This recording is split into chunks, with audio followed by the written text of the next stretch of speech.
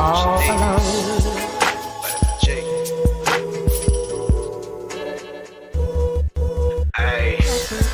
You rockin' with beats, discussing the heat in the streets. Take over the west and the east. I got what you need, a dose of this vitamin G.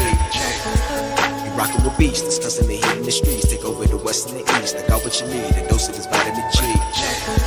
You rockin' with beats, discussing the heat in the streets. Take over the west and the east. I got what you need, a dose of this vitamin G. Rockin' with beats, discussing the heat in the streets. I got what you need, a dose of this vitamin G. You rockin' with beats, discussing the heat in the streets. I got what you need, a dose of this vitamin G. You rockin' with beats, discussing the heat in the streets. Take over the west and the east. I got what you need, a dose of this vitamin G. Vitamin G. Vitamin G. Got what you need. I'm on the outside looking in, and I wanna be back on the inside. I don't wanna be left on the outside, all alone. Vitamin G, got what you need. Vitamin G, got what you need. All alone. Vitamin G. Discussing that heat in the street, and we got just what you need on Vitamin G. You rockin' with beats, discussing the heat in the streets. Take over the west and the east. I got what you need, a dose of this vitamin G. You rockin' with beats, discussing the heat in the streets. Take over the west and the east. I got what you need, a dose of this vitamin G.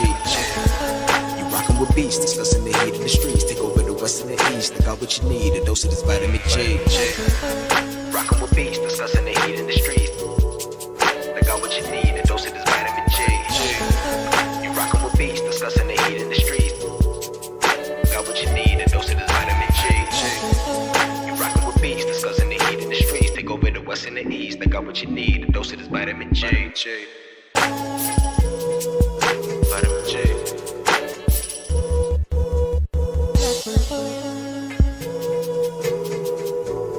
I'm on the outside looking in, and I wanna be back on the inside.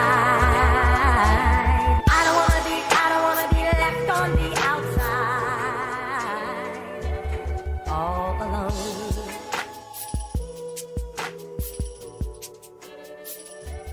All alone.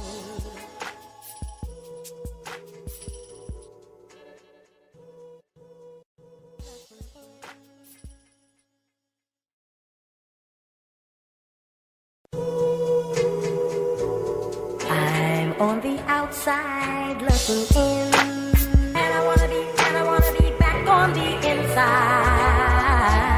I don't wanna be left on the outside, all alone. Vitamin G, got what you need. Vitamin G, got what All you need. alone. Vitamin G. Ay. You rockin' with beats, discussing the heat in the streets. Take over the west and the east. I got what you need, a dose of this vitamin G. You rockin' with beats, discussing the heat in the streets. Take over the west and the east. I got what you need, a dose of this vitamin G. You rockin' with beats, discussing the heat in the streets. Take over the west and the east. I got what you need, a dose of this vitamin G. Rockin' with beats, discussing the heat in the streets. I got what you need, a dose of this vitamin G. You rockin' with beats, discussing the heat in the streets. I got what you need, a dose of this vitamin G. You rockin' with beats, discussing the heat in the streets. Take over the west and the east. I got what you need, a dose of this vitamin G. Vitamin G. Vitamin G. Got what you need. I'm on the outside looking in, and I wanna be back on the inside. I don't wanna be left on the outside, all alone. Vitamin G, got what you need. Vitamin G, got what you need. All alone. Vitamin G. Hey, final round. I already know how I'm coming, man. Yeah. Tryna run the town. Tell no duck when they hear that sound. How they gon' come up now? Heavy as the head that'll wear that crown. I'm going pound for pound. And if it's about smoke, then we talk all of that.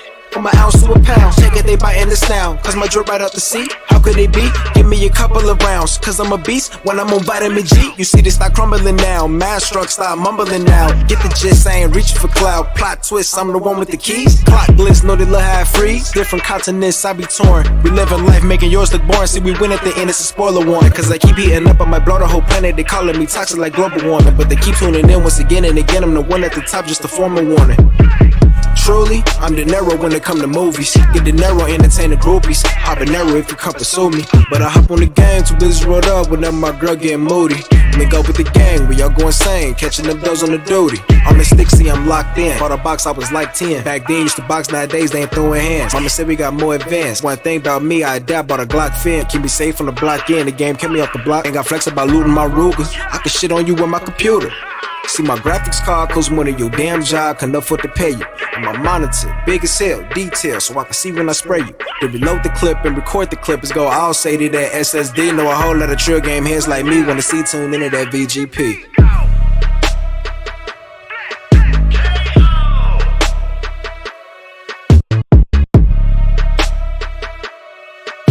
Take over the west and the east, and we got just what you need on vitamin G.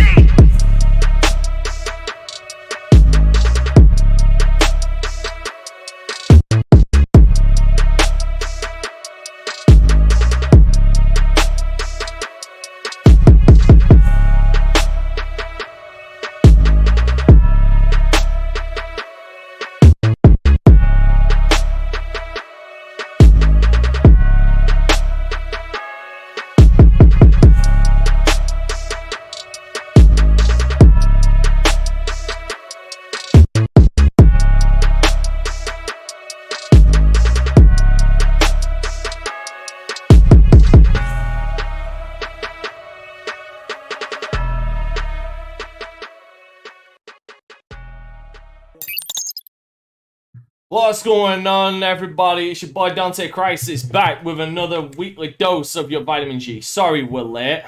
Everybody here is very, very fucking slow except for me. I'm on the ball, I always am, but everybody else is slow. When I ask for something, it takes like fucking 20 minutes to get it. Anyway, I'm done shitting on everybody. Yeah, we got a good show today. But first of all, ladies and gentlemen, there is somebody here who has not been here for so damn long. Who is this man? I do not understand. Guys, can you fill me in? Who is this man, Kofi? I feel like I've seen him before somewhere. Yes, it has been so long, everybody, and I am so glad to be back. I should probably talk a little bit about where I've been. Long story short, my wife and I decided to sell our home and take advantage of inflation in the economy and move into a new house. It ended up being a lot more difficult than I should have known, but then I did know. And while things worked out, when I got back, I realized I had not gamed in about 60 days. So then I spent all of July and all of August ramping up, getting educated on how things had changed so that I could sit on a panel and stand with you guys and know what's actually going on. So it's nice to be here with TGS just in our past, a Nintendo Direct, a State of Play, everything that I've caught up on. Then, of course, as people might know, I'm also I just got to throw this out really quick that, I'm part of a fan translation group called the Zero Field that most recently was unofficially retired by a actual publishing branch because of the series we were fan translating ended up causing them concern for their sales, which most likely means that they will be translating this game in the years to come. So if people have questions about that, we can talk about that, but I know we got topics, so just wanted to throw it out. Yeah, we got lots of topics. Believe you me, we got topics for days. All right, moving. And we kind of covered that here. Anyway. Oh, you did? Good. All right, moving on. Next. Hopefully he's got his dreads attached. Mr. Jubei Sensei, what have you been up to, my guy? Hey, what up? How about them Cowboys? You already know. Ain't been doing shit. I'm actually going to get back into gaming this week, so I'm ready. There's a lot. I'm excited to play Deathloop tomorrow. Actually, tonight after the show at some point, since that's preloaded. But yeah, it's it's gonna be nice to get back into the swing of things now that I'm kind of settled into my new job and I can make time now. So yeah. Cool. Very, very cool. Yeah, Kofi's alive. Oh, Yes, Kofi is alive. I do have an EP coming out on the 24th that I will be promoting the hell out of as we get closer to that. Throw it my way and I'll promote it on my channel, on my live streams as well. Absolutely. Alright, next. Omar. Wow. Okay. Yeah, stop everyone. Val fucking Hala. So Yes, it is the Norse realm of the dead for those who died in battle. dude, I'm what 20, 30 hours in, and I am left at chapter 1. It's crazy how much of this game is, and plus I want to play every single DLC. But with Diofield coming tomorrow, I'm so gonna play Diofield first. Valhalla, it's not gonna be a sprint. It's gonna be a marathon. It's gonna be a marathon, not a sprint. And I'm enjoying it. It's not the Assassin's Creed that everyone wants. That's gonna be Mirage, hopefully. But yeah, I'm having a blast with it. Other than that, I tried the demo for Wulong. Coffee, what is the what's called the skill base for Wulong? To me, the first enemy alone felt like aggressive as fuck. You mean like wait? What's your question? Just to hold My on. question Also, is- just to reiterate to people, when you say Wulong, you're talking about Black Myth Wulong. No, I'm talking about Wolong. No. Wolong Dynasty. Wolong. Wolong, that Yeah. Wolong. Okay, yeah, that's the Fallen Dynasty. Wulong, That's the sorry, Team Ninja game. Wulong, the demo from Team Ninja. So the demo, did you find it difficult? I found it somewhat difficult because And you're a Neo player. and I'm a Neo player. But I think when I read about, it's funny. I went and read about the game from Team Ninja, and once I got like what they were aiming for, it became easier. And what I mean by that is, I was always concerned that I'd somehow burn up my stamina. I was all like Neo. Sometimes there's like pacing to it because you might burn out your stamina. But Wolong isn't really based on that, right? It's like a reward and failure based on like your engagement with the combat. So if an enemy's punching at you, and if you're like evading all those attacks by that, by holding block and pressing circle, then you're going to be rewarded for that. And it's not that you ran out of stamina; it's that you're now empowered to strike back. And I like that because it's like that pace. It's more technical than Neo for sure. But it did take me a little while. Like the first tiger that I ran into, at first I was like, "Wow, this thing is like." The tiger was so fucking aggressive. Yeah, I was gonna say it has like 3 or 4 attack patterns. You're like, and like you think you could do regular dodging.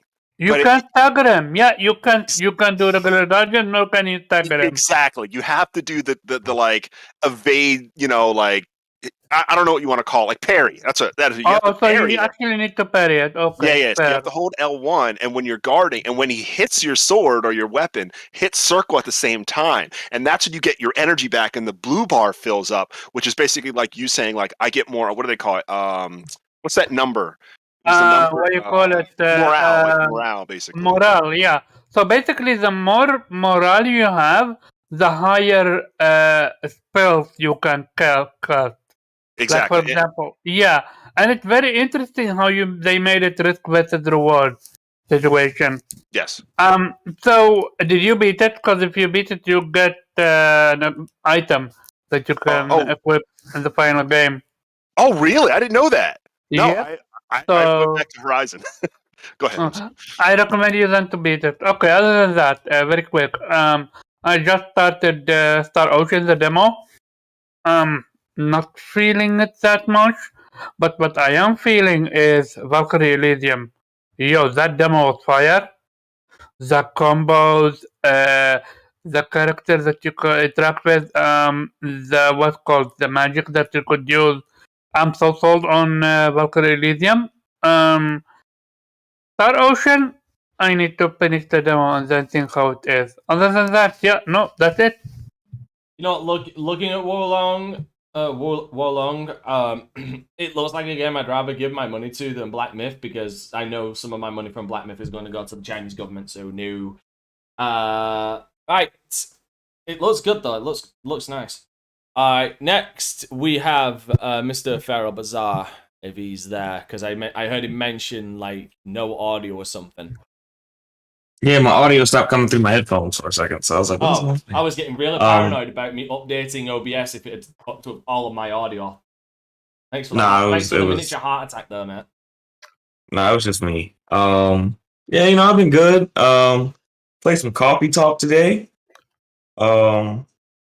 And anything else I played recently? No, I just been, keeping up with TGS and all that other stuff. I haven't had a chance to really dive into much. I'm about to dive back into Dragon Quest. All right, fair enough. I'll do that tomorrow. Next, Zero, my guy, you called it. We'll get into it, but you called it. Praise be to Sakurai and all that he does. Not Sakurai. Wrong nuts you're on there, mate. You might want to switch. Yeah, well, no. You happy with your Pikmin? Every day we should wake up and praise Sakurai anyway. All right, so let's just move that past. But what is going on, people? Great to be back here. Nothing really too much different for me, except I got back into Phoenix Wright. I am determined to finish it by the end of this month. I think I only have 3, maybe 4 more cases left to do. So I'm going to push my way through that because I got to get started on the great Ace Attorney Detective Chronicles. Otherwise, got back into Apex because I needed just to shoot somebody until I patiently wait for Destiny to come around in February. On the second to last chapter for Yakuza Like a Dragon, debating if I'm going to decide to platinum this game or not.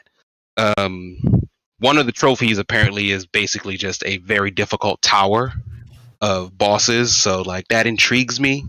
But maybe I'll just get that trophy and then just move on from there. But otherwise, that's basically it, man. And on the last story of Live Alive. Nice. Or my last story, which is the prehistoric time. Nice. All right. And as far as myself, I played some Phasmophobia today because I decided I wanted to go and hunt some ghosts. My Let's Play of Kane and Lynch 2 Dog Days finished yesterday. Or today, actually. Fucking pray for me, people. It was rough. Been playing Destroy Humans 2 as well, reprobed. Great game. Enjoying the hell out of it. Also finished my recordings of Lost Planet 2. Good game. Don't recommend the PC version. No. Sorry, I had no idea my mic was on. Sorry about that. Good game. Don't recommend the PC version. Good God Almighty. Oh no. Also been playing some GT Online as well. Now that they're actually you're able to do shit in closed friend servers. Finished up Metroid Prime. That was a hell of a fun. So now I've got to figure out what my next Tuesday game is going to be. And Kofi, this one's to you, my man. I'm also still playing Persona 4 Golden. Wow. How's the performance and everything? It's amazing. It's amazing. Good. Really quick, I just wanted to throw out a couple things I have in the pipeline. Of course, I wouldn't be myself if I didn't have some weird imports coming in. Where's Tales? Tales of Arise. I know that's in there. Oh, no, it's funny. I actually finished Tales of Arise before my massive absence, but maybe I never talked about it on this podcast. I do want to throw out really quick that Tales always has really influential anime-esque openings. I remember Pharaoh, myself, and a good friend loving Tales of Symphonia, which we know just got a HD remaster, or another HD remaster that's really, really good. Tales of Arise has a second opening for the second half of the game. It's just one of my favorites, like a top 4, top 3 opening. It's a much more solemn, slower, vocal majority type of opening. It's called Hello Again, I think. Just absolutely beautiful, but it has like massive spoilers for people who haven't played like the beginning half of the game. So if you haven't played it, I wouldn't recommend looking that up. But anyway, what awkward game have I been playing? This game never came out in the Americas. It's only on PSP and available on emulators. It's called Last Ranker. Hold on. Sorry, for some reason my internet decided to just... OBS decided to have a fucking heart attack and kill the stream for a second. Uh-oh. We should be back. But yeah, for some reason, OBS decided to have a fucking heart attack then. Go ahead, try again, sorry. Okay, so a Last Ranker basically is about one character who decides to leave his, how would you say, very religious village to join and be a ranker. And it's basically a group of warriors who believe in protecting the peace, but there's corruption ongoing in the leadership of all the guilds called the Seven Knights, where each knight represents a specific guild, a specific pledge, a specific moral compass. And Zig, who's the main character, is navigating this this corruption when something happens in his life that kind of like motivates him to look deeper. And the reason I bring up this game is the production value for a PSP game is really good. Like a lot of cutscenes are it's voice acted, obviously in Japanese only, but voice acted, motion capture, which I just was not expecting.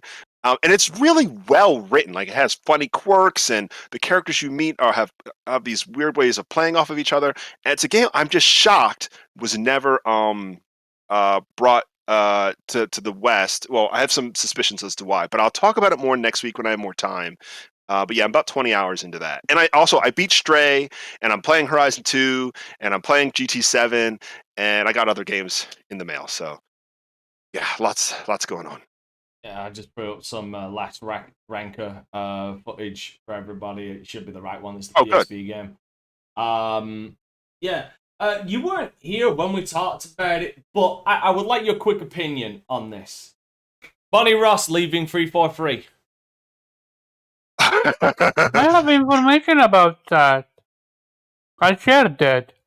The person that I'm not actually... asking for an additional thing. I'm asking for Kofi's opinion on her leaving. Oh.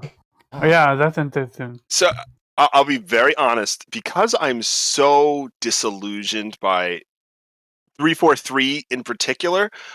I am aware that Xbox really believed in this game and spent hundreds of millions of dollars on the game. It wasn't like they were cheap or they didn't think the game was going to be worth all that money. Seeing her leave to me says whatever was going on there needs to be, how would you say, refreshed. Even if you have the most talented people, if you have that type of disappointment, even a year after it was delayed because it was supposed to come out 2 years ago, I think it's the correct move. Even though that might be the most held together person there who left, I don't think things staying the same is going to make a change. So no, because even after release, they're still delaying shit. Right. For them to come out this far and be like, sorry to disappoint you. And, this is the flagship series that could help Xbox say, well, we can acquire all these people. Look what we're doing with 343. 343 just released the best game ever. Fans be like, yeah. I don't see why that we have issue with them acquiring all this stuff. Halo's the best game ever. And because it's not socially accepted as that, it makes people, I think, more weary of in taking other titles. Whether they should believe that or not, obviously we can debate that, but I think of one series that you're not supposed to mess up, it's Halo if you're Xbox. Yep. But it seems like, in my opinion, both their biggest series, the ones that are known for, are getting fucked up with Gears of War and Halo. Yeah, a lot of people have forgotten about Gears. That's the problem. I'll say, what was wrong with Gears? Just the campaign, like the multiplayer is fine, and so's Horde and Escape, but like there's been rarely any actual proper updates or like changes to that game, and then you add the campaign into it where it was like, okay, you tried something you shouldn't have tried, it failed spectacularly and like a majority of the people did not fucking like it, nor do they like the characters that you are trying to force down our throats. I'm looking at you, Kat.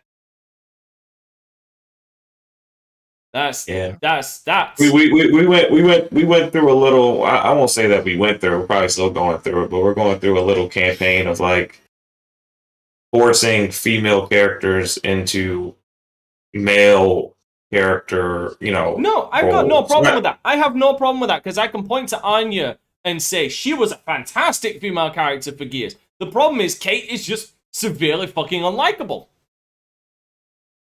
I don't care about your show. I don't care if you want to show female that kind characters. of like when you create a character naturally, that happens. When you force a character, into a role that they may have not, naturally been designed for because you just want to, fit in with the trend. It's a little bit different. Or when you originally create a role for a female, and you make her that protagonist, and she is naturally the center of that universe, it makes sense.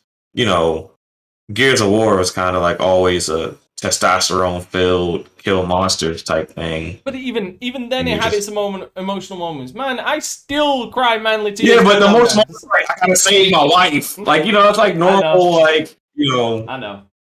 Guy. I think motivation plot lines. I think they didn't do themselves a favor by literally do almost like a year's time skip, going from 3 to 4. Oh no, they had to do that. No, they had to do that. There was no other way to do it.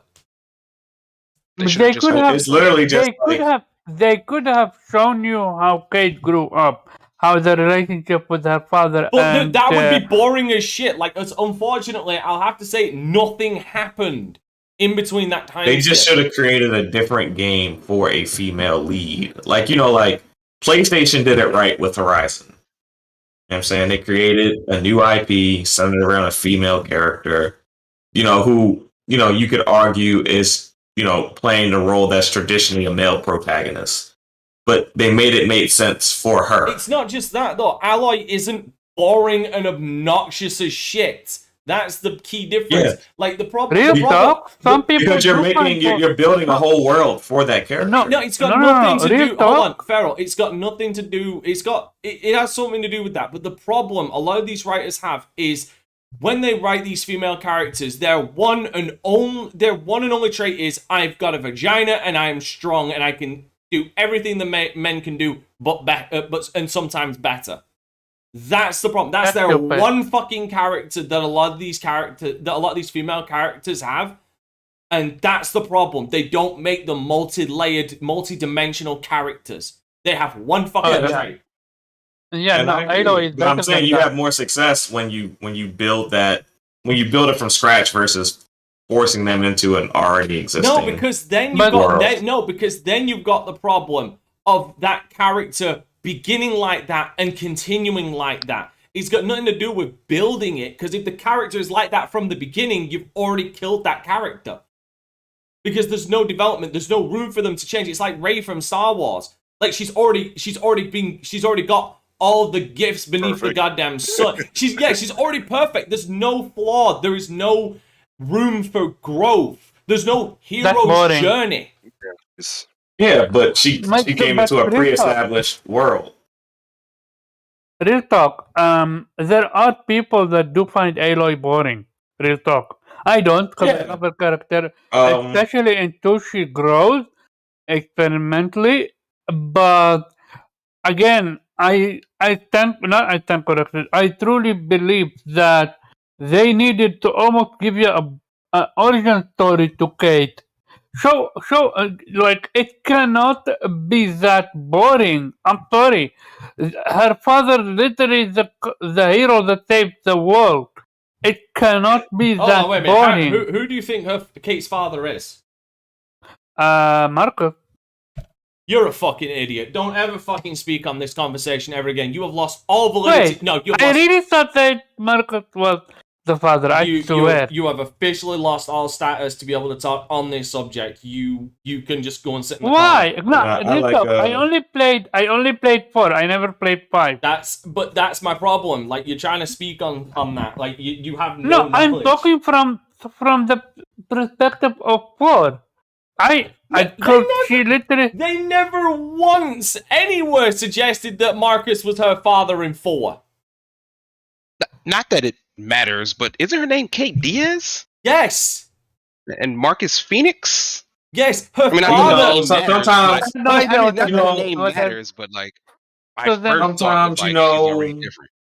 when you're a war baby, you get the mom's name. You don't get the No, she got It her was father's name because her father is. No, gay. I'm just know. saying, like, hypothetically, it's a little smash and smash and dash type deal. Her Baby father- Should have been Kate Carmine, and then she would have been the greatest character in the game. Agreed, but even fucking Coalition can't help but throw that fucking old joke out there. But I do love when we make games with female characters, like new IPs. Like, don't try to throw them into Yeah, like Last of Us 2. established Last of Us 1 and IPs. 2. I like Hellblade. No, I'm Last sorry. of Last Us. of Us Part 2 is the worst part. Is like an example of how not to Sit do it. 'Cause down. Abby You is- already lost that conversation when you haven't even played that game. So No. sit down. Okay, with you know this what, one. Omar? How about you go and suck a dick and actually learn how to have a proper conversation with somebody? All right, how about that? How about you actually So go when and you get some say street cred that, instead of being a it's pony dick okay. rider? How about that? When you say that, it's okay. But when I say that, Okay, it's a problem. here's the difference. Here's the fundamental difference, boys. Sit down. Let Daddy talk to you for a second. Let Daddy educate you.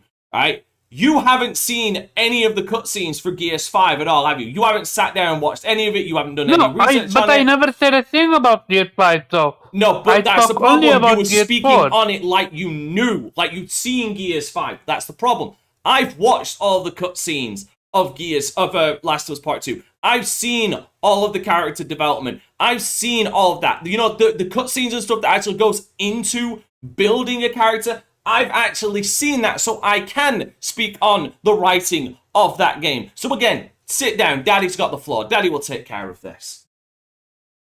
But yeah, no. Okay, you're wrong. There's a reason why it have more than 60% completion rate on PlayStation alone. The problem is Abby is an PlayStation 4 alone. absolute... It's only on PlayStation. Where else would it have a Well, yeah, 60% I And the completion? problem But is, Abby when I is say an that- absolute literally sociopath the as a highest- character. She is a manipulator that manipulates everybody around her, and you're supposed to say that you are with Who? her. Abby. No, there are some people Single that hate that. player games typically have higher completion rates. I mean, that's not There are out tons of of this people world. that hate her. I love Abby. I'm more Abby fan than I'm Team Ellie. And I love Ellie. I have always said it. Joel was always the not good character, but yeah, we move on from that. And that is Joel why was you will, awesome. Yeah, and that is why you will never be taken seriously when you speak on subjects like this, Omar. Anyway, moving on to... Joel was the man. Thank you. Joel was a maniac that killed people for survival. He literally said, I was on both sides. He In literally... a So- post-apocalyptic I society, don't give a fuck. Joel is the ideal father. And the problem... He And the thing is... absolutely wasn't. He's father of the year. And here is the thing. Here's what The Last of Us Part 1 did better than The Last of Us Part 2. The Last of Us Part 1 tells you, makes you question Joel's motives with what he did at the end. Yes, we know that the cure wouldn't have happened anyway. We know all of this. But at the time when playing it, we question Joel's actions. Did he do the right thing? Like, it sets you on that roller coaster. The problem is The Last of Us Part 2's story has no moments like that. You are meant to believe that Abby is a good person to go and kill Joel for what she did. You're supposed to side with Abby, despite the fact that she manipulates not only her ex-boyfriend, but his pregnant goddamn girlfriend to go and help her hunt down Ellie for everything that she did. Alright? Wait. So you think How the did story you was written in a way manipulate that made you side anyone? with Ellie? Abby, No, Abby. Abby. No, it does. No, it does. It absolutely does. She didn't. No, hold on. Interesting. Wait, hold on. You need to tell me the lady, the girl that is happy, that literally shows revenge over love of her life. You tell me she manipulated him? He was following her because he still had feelings for her, which you see when they were Abby, having being sex. the sociopath that she did, not only had sex with the guy, but also didn't tell him, no, leave your pregnant girlfriend out in safety, where there's no chance that possibly she might get murdered. They all knew that. They literally were in the what's called the gorilla position. They literally worked there. That's their fucking job. But I yeah, can't. Abby never warned them about this. That's the whole problem. Abby is a massive manipulator. She is in a world full of killers, No Joel is the idea bad how guy. did you come up with thank this? you. And in a world full of killers like Abby and even Ellie, by the end of that, Joel is the bad guy. Thank you, Pharaoh. He absolutely Wait was. a minute. This type of conflict that we have between the end of the first game and the second game, isn't that like good writing? Because we're debating who is right. I don't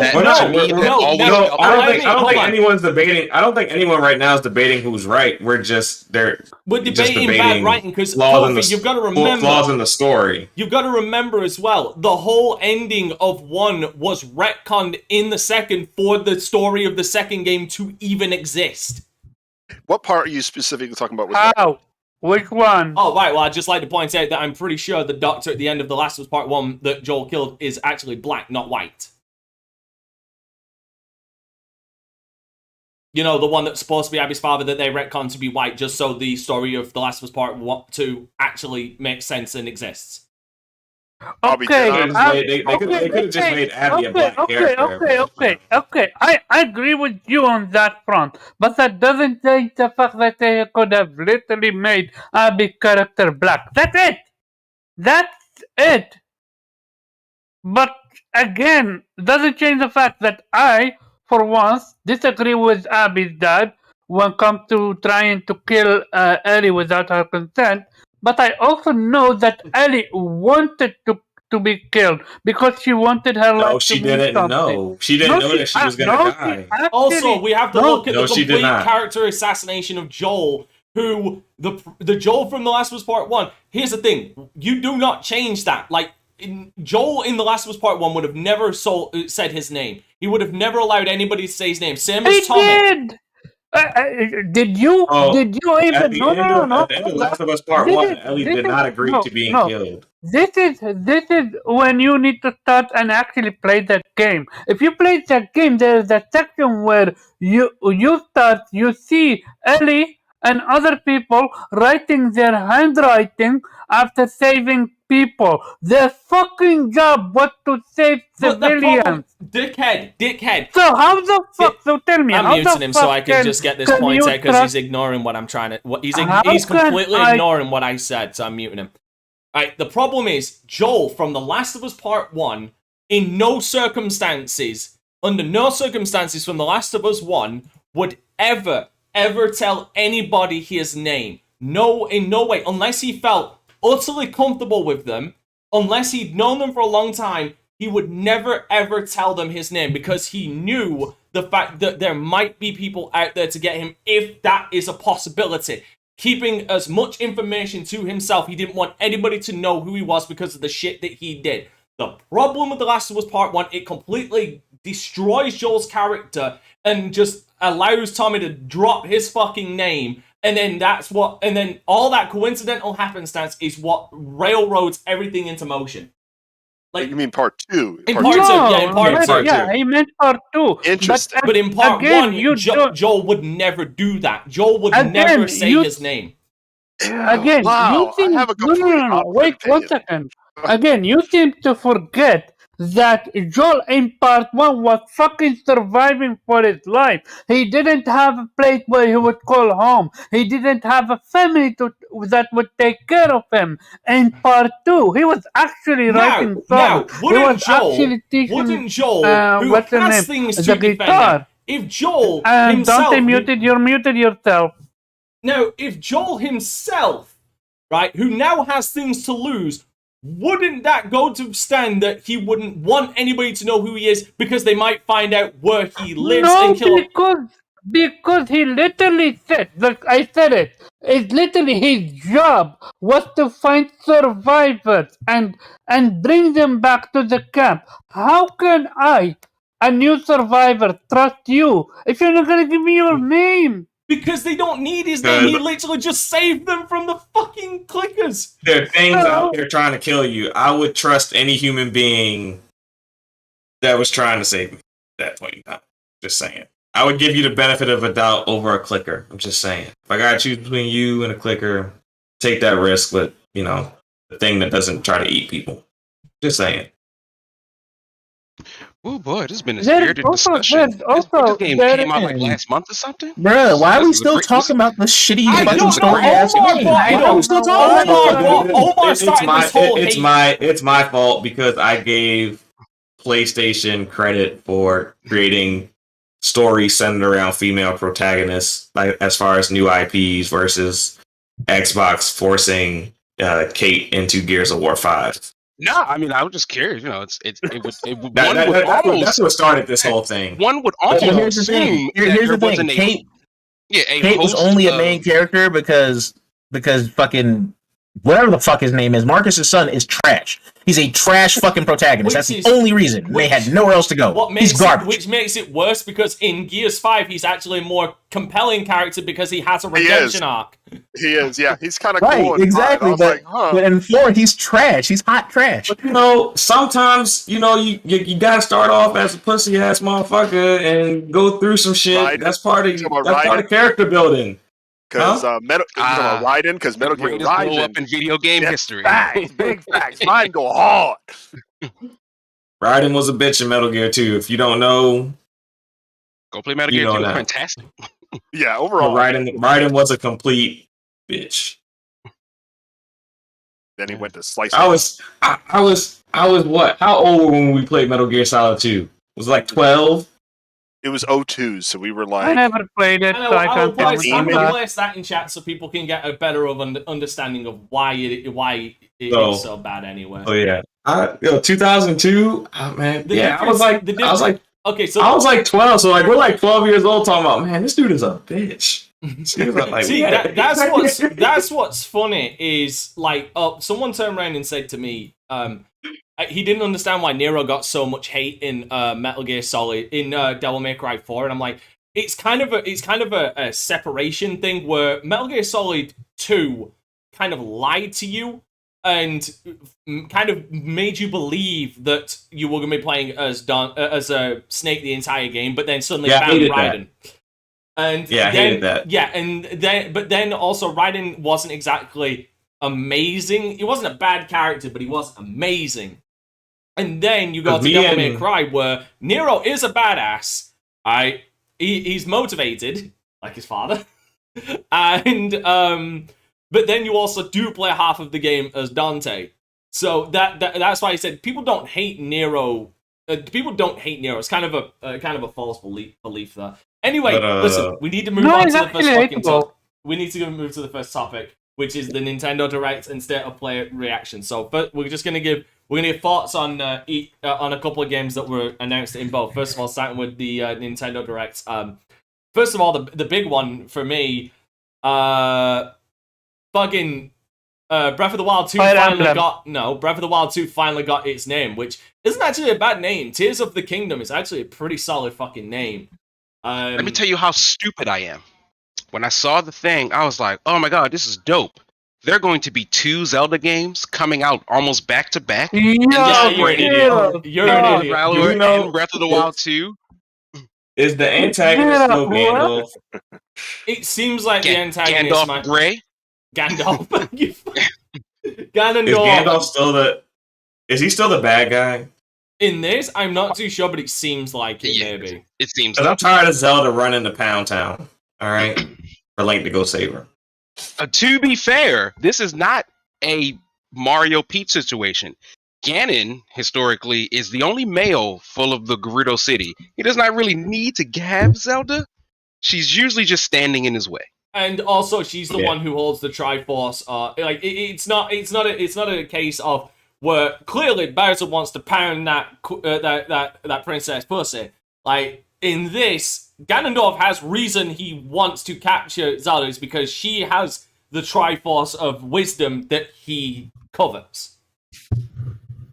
Man, whatever. I'm tired of these stories being centered around the same damn bad guy. You gotta create some new bad guys. Some of them have that. I mean, some of them have like the fucking moon. Oh yeah, Majora's Mask. Yeah.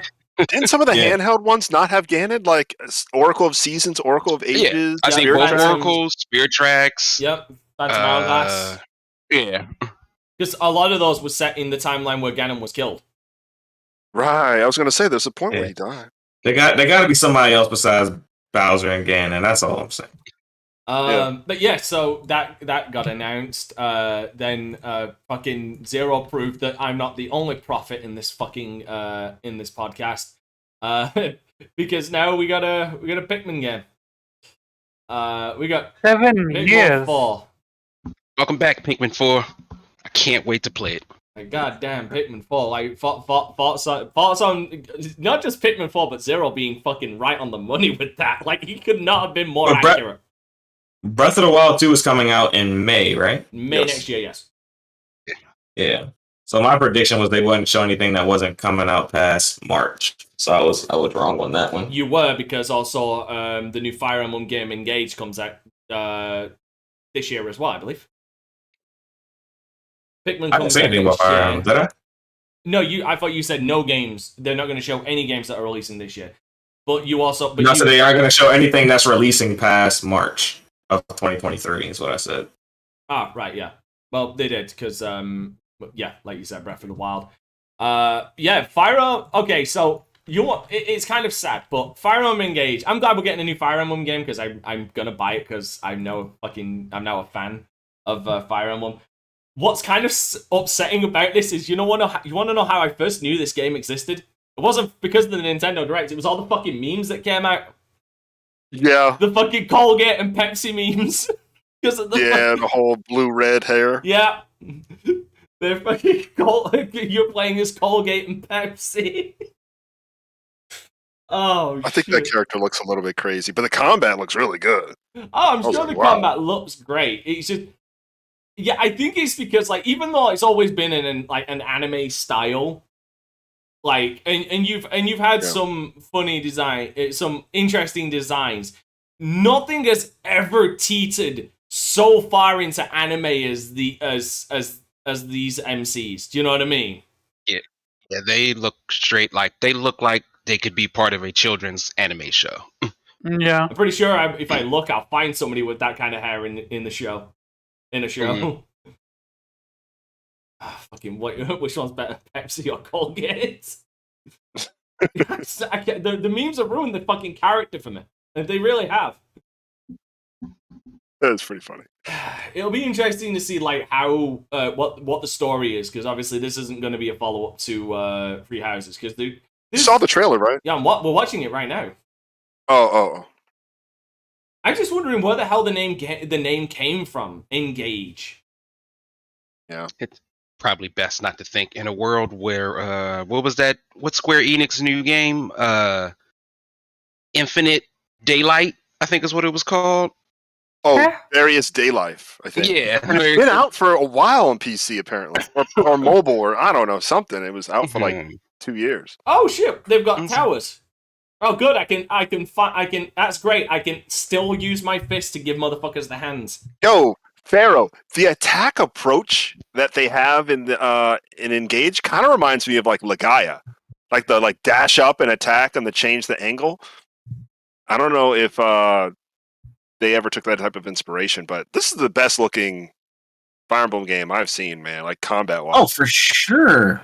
I'm actually pretty hyped for that. We need a Legend of Legaia reboot. I don't know. It looks. I'm seeing a lot of similarity. Maybe it's because I just need to see a bit more. But like, I'm seeing a lot of similarities between this and Three Houses. Well, I mean, no shit. But Legaia was such a cool concept. But with the proper writing, Legaia could be a great series. Somehow this I'm seeing what people are saying. This looks. This just looks so anime. Which is ironic given the art style. And that's okay. And that is 100% okay. You know, Fire Emblem is kind of, Marth. Yeah, so I was right. I was told right. There is a connection to a previous one because there's Mark. It's like you summon prior characters as ghosts or something like that, or spirits. That's a dope system. I hope it works. You just hate to see these great games get held back by the Switch. Yeah, no. Yeah. Here's the thing. I don't know if you're memeing on that, but no, it's true because I guarantee you this game is. No, I'm not memeing. I'm dead serious. Yeah, this game is going to tank frame rate so fucking hard when it comes out. The same with what happened with Fire Emblem Three Houses, and it's coming out in January of next year as well.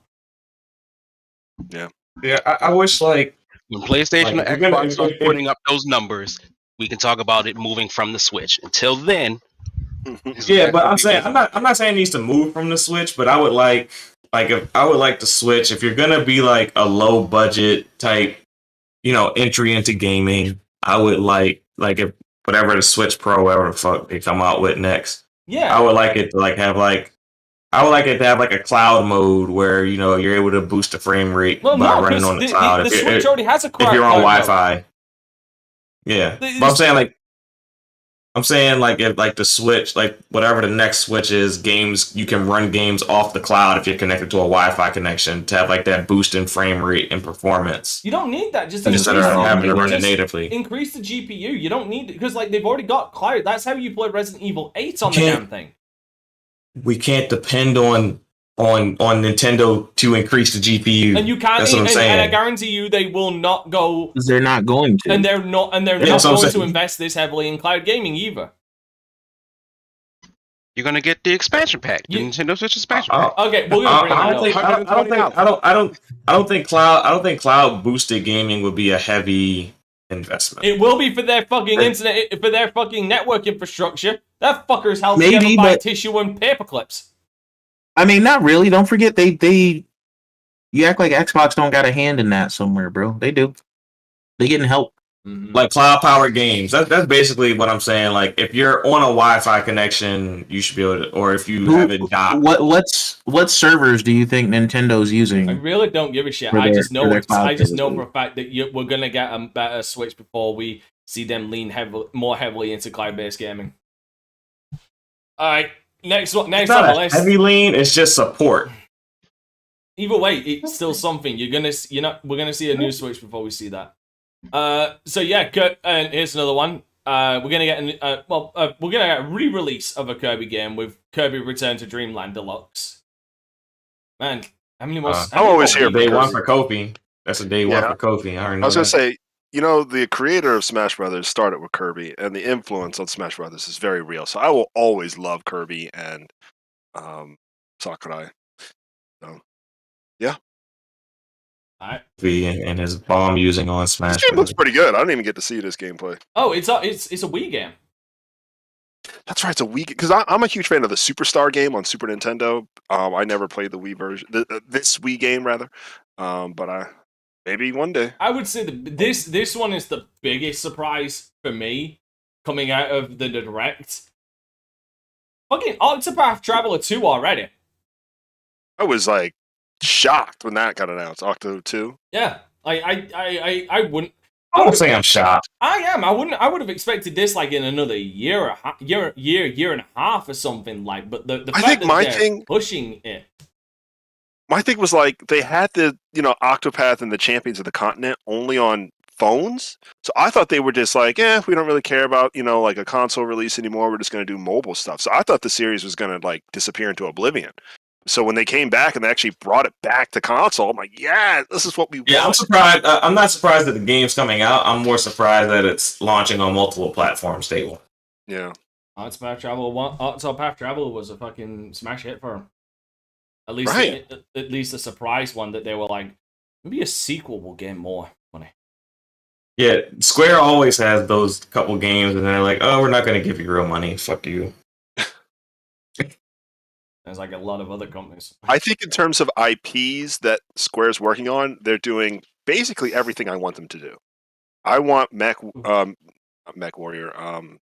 Front Mission. What's it called? Thank you. Front Mission. I want Star Ocean. I want Valkyria in some, revived in some sense.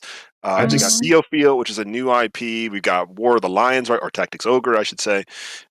It's exactly what I want them to do. I don't really care about Hitman, so I'm glad they let It that just go. feels like they let Hitman go. I was gonna say it just feels like Square went from like this like studio that was like, if you wanted the best visuals, it was a Square game. And now they're slowly transformed to like a AA fucking studio outside of. Oh, so you don't like that? But the dev cost is too high. It's just too high. It's high when you're failing all the time. I would say they wasn't making a good return on investment. He's not wrong. He's not wrong. It's high when you don't have the money to be able to go that high because you sunk 100 fucking million into the Avengers fucking license. But here's the thing I would argue, Pharaoh, even though the visuals are AA and like the details and stuff might be AA, the quality's really still there, usually. Like performance and stuff like that. Well, I can't really speak for Tri-Ace because Tri-Ace is for now, but I mean it's a downward trend that I'm not gonna ignore. Really? So you look at that like a negative. I definitely don't think it's a negative. Not for what I've seen. I just follow the trend, man. Like I'm not saying they're not still making some good games, but I don't like the direction that the company is going. And I'm not talking about just selling off all the Western studios. I don't think that was a bad move. I just don't like the games and. But have you tried some of these? Like, did you try Bravely Default? One of the best JRPGs out there. Like, have you tried some of these new His mind's IPs? made up. Let him live in his. No, I'm not saying no. You don't get what I'm saying. I'm not criticizing the quality of the games. I'm criticizing that Square Enix is taking so many losses that it's slowly degrading the type of games that they're like outside of Final Fantasy. They're not really pushing AAA anymore. See, that's what I'm saying. Yeah, that's what I'm saying. I'm not arguing that they're making bad games. That's not what I'm saying. I'm saying that they're slowly devolving as a company instead of evolving. I agree with that. I expected what's called Star Ocean to be taken respectfully. Like Babylon Falls is getting shut down in like 3 months, like complete failure. That's on them, because I told but that's what I'm talking about. That's part of the de-evolution. They're bleeding money, and it's the second we found out that it's a game of lightsaber. I told you it's dead on arrival. What did I not say that? I literally said that this game is dead on arrival. I never supported that game because I didn't ask for a game of lightsaber. Yeah, I mean, I just I want to see Square Enix be great. And I'm not saying that they have to make all AAA games, but I'm saying they're getting to the point where they're losing the ability to make AAA games. I think I agree with you, Kofi. I particularly now that I look at the history of what Square has actually made, AAA might have meant something a bit different back in the time of Final Fantasy 7 and 8. Yep. But like they've never like the stuff that they're making now is part and parcel with the stuff they used to make. Like they might not have. Look at Live Alive coming. But I'm not going to say they devolved. That problem. Quite frankly, the biggest. You had Kingdom Hearts. You had right, which is getting another one. We're getting Kingdom Hearts 4. What do you want to say, Dante? The problem is like Square Enix has always been AA. The problem is they fail to try and step into AAA. I would agree with that take. Like I said, I just think like in the world back in the day, Final Fantasy 7 was this big old thing, but very few games that they made were Final Fantasy 7. Not even Legend of Dragoon. I would argue Legend of Dragoon is definitely not a AAA game. Oh, it definitely was a AAA game for the time it came out. Yeah, no, it was AAA. But Square Enix is now relying more on AA than AAA. In the past, it used to be almost even. But now it's no longer even. They've always leaned on. Here's what I want to see from Square Enix. I want to see a game, that is AA, that is wildly successful, have the ability to evolve into a AAA. I don't want them to keep going with these AAA games that fail. Like I want to see Nier Automata. Like when they do another sequel. I don't care what you say. Nier Automata is a AA game. It's not AAA. But it's treated It's not. I'm saying it is. I'm saying it is a AA game. I'm saying I want to see a game that has success like Nier Automata be able to have the ability to evolve into AAA. And I'm saying I'm saying Square Enix is devolving as a company. They're diminishing. They're getting smaller, and they're losing the ability to evolve a game that is a hit into a AAA and really expand their portfolio. That's what I'm saying. I'm not saying they're making bad games, but I'm just saying as a company, they're kind of going in the wrong direction. I'm not talking about their game making. I think for few reasons. Look at their recent quarterly. They haven't been doing well. Like we're just talking about as a company. We're not talking about the games. We're talking about them as a company and the impact it's having on the potential of what they can do with their game. I can actually think of few reasons why. The few AAA games when it comes to Final Fantasy, they fucked up 15, they fucked up 13, and then you have Kingdom Hearts 3. That was what's called a fuck up. They had to almost fix it with a DLC. So they lost, and not to mention when they did the Avenger and also Guardian of the Galaxy. Where they messed up was trying to cater to the West with the Western titles. That's where they messed up. You have also Tomb Raider. That didn't do well sales wise. Yeah, it did. So Tomb Raider wasn't theirs originally. They not to their expectation. Yeah. What I mean by that, not to their expectation. I don't know what the game cost, but clearly it was not to their expectation. So that's what I'm trying to say, that this is why we're now seeing a lot more AA games from them. Like, I never thought a game like Star Ocean would be treated like a AA or not AAA.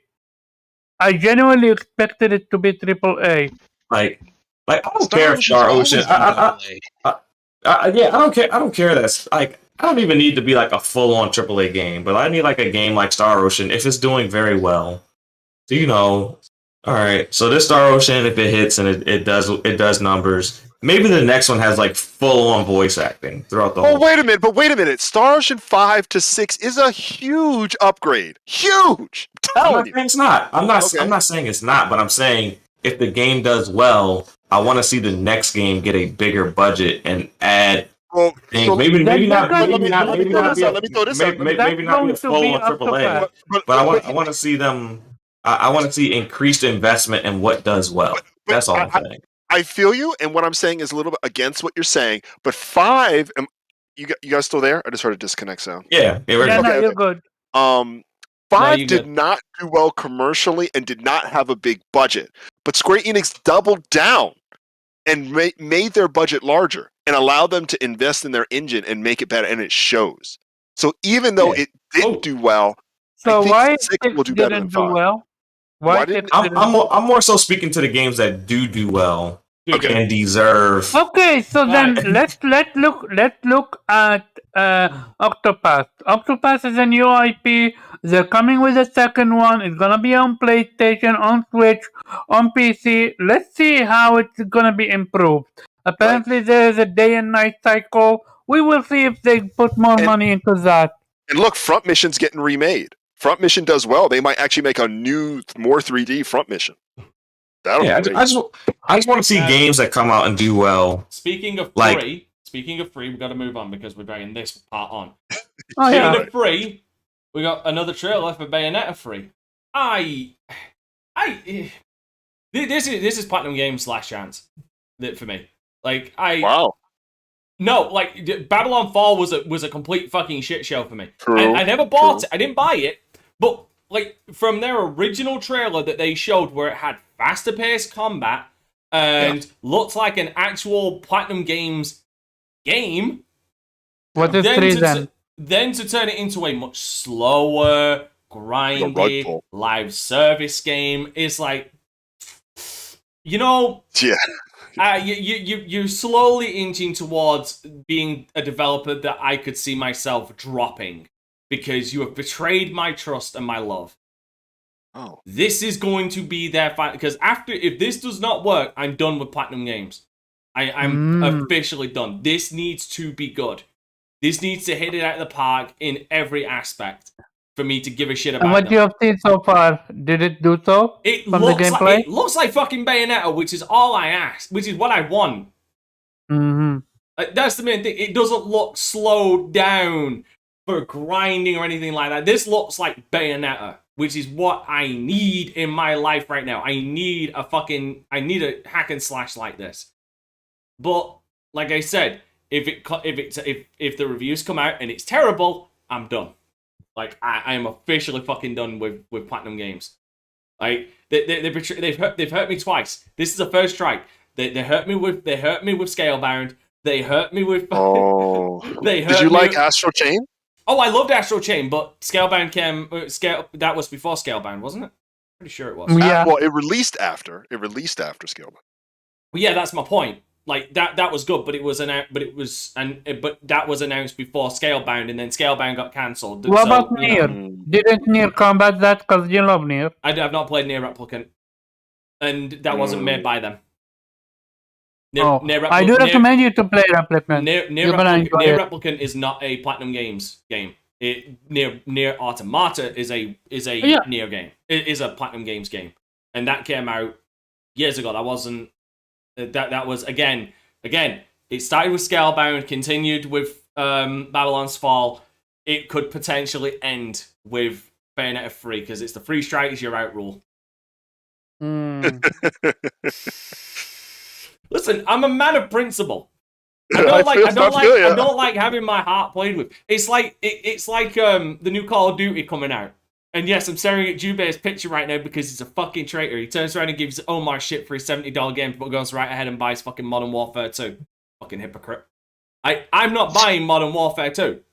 Like, I don't care if it's great, because I enjoyed Modern Warfare. I enjoyed Black Ops, Cold War. I didn't buy Vanguard because I saw the writing on the wall. Hold on. Did you just call me a hypocrite? Because I did not pay $70 for a base game. Okay, if you're going to say that Game Pass thing, in the eventuality, you are still in the end going to pay that full $70 because you're paying for Game Pass. Yeah, I haven't paid for Game Pass in years, bro. Yeah, thank you. Microsoft rewards. Thank you for the free. Anyway, for the free. Going back to my point, like I refuse. You know how I pay for Call of Duty? I'm going to browsing the internet. I'm refusing to buy Modern Warfare 2 until a significant price drop because this is one thing that I stand for. Like, I will never pay £60/$70 for a video game ever, unless it's a special edition that wows me.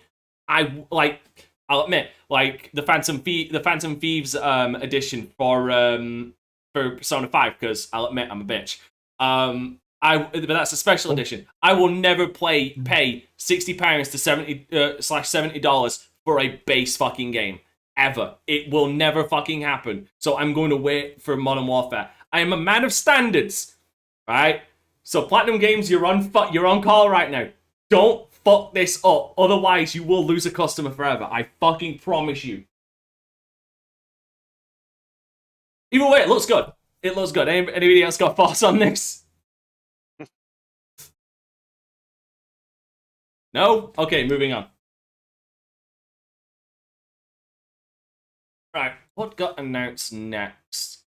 Oh, right, this is the one. Okay, now, this is one that, this is going to be funny because he's going to try so desperately to give me an L on this, but, but he's clearly misremembering what I said. Alright? Hold on, give me a second. So, we got a teaser for GoldenEye coming out for the Switch and Xbox. Now, to throw some cold water on a lot of people's thoughts, this is not a remake. Okay, so the Switch version that is coming out is going to be an emulated port of the N64 version, which means that it's most likely also going to have the severe fucking frame rate issues. Yep. Somebody talk. Everybody's quiet. Oh well. Can you hear me? No. Like everybody was worried then because they thought we were buffering because everybody's just being quiet. Oh, I mean, I will say in regards to GoldenEye, I think a lot of people are going to lose their rose-colored glasses when this kind of re-releases, because I, like everyone else, I spent a lot of time in N64 doing GoldenEye matches. Absolute great time. I've gone on record saying that Perfect Dark was better, but I disagree. I think rose-tinted glasses on both of them. But GoldenEye does not hold up well, and largely because those controls are absolute garbage. It's not even the controls. Games don't. It's not even the controls. It's the well. fucking frame rate. It's not even the controls. It's the frame rate. Is the frame rate not better? Dude, no, okay, right. So we're talking about the original version of GoldenEye. It's that fucker dips into the fucking single digits. Now, because this is Did they show any gameplay? No, I didn't see any. Nobody showed It was no gameplay. I guarantee you right now, this is going to have frame rate issues because they're emulating it. So unless they overclock Which game? I mean, GoldenEye. Unless they is it going to have frame rate issues on the Switch? I mean, it's going to look like a regular Switch game. It's gonna exactly. It's not gonna have frame rate issues on the Xbox, and that's all I'm worried about. I don't care. I'm not playing this shit on the Switch. I'm not playing it on the Switch. I don't give a shit. It's not getting online on Xbox, which is a shame. Hey, well, y'all lucky, dog. I don't care. I'm sure. Wrapped up on the Switch side. I'm sure there's a time period on that. Exactly. It's a timed thing. I bet you Nintendo's like, yeah, y'all can release this, but we get the online first. Because it has to. Trust me. Again, just trust me. If they release simultaneously, nobody will be playing the Switch version at all. At least the online gives incentive to try the Switch version because you can play online with your friends. There's no incentive if that's on Xbox. Absolutely not. We'll have to see because if it doesn't ever release, you're gonna have to eat crow on that, like severe crow. But yeah, so the Switch version is going to be an emulated version of the original GoldenEye, the N64 version. Okay, which again is gonna have its own myriad of fucking problems. Okay, I guarantee you right now. There is also an Xbox version coming out, which is a remaster, which basically means they're just upping the resolution, they're unlocking the frame rate, because throwing a bunch of anti-aliasing on there to smooth out all of the goddamn edges and stuff. It's not a remake, which is what I initially said, especially when the thing launched and the leaks came out about the trophies. I said from that day, you will never get a remake. The remake will never happen because, for one, it already got leaked. Two, you'd have to go through Nintendo to be able to get it, which clearly the fact that this is coming out on Nintendo proves that that's also the case. But three, you'd also have to go through the original holders of the James Bond license, and they have never, ever gone back on old Bond characters. Like, as in...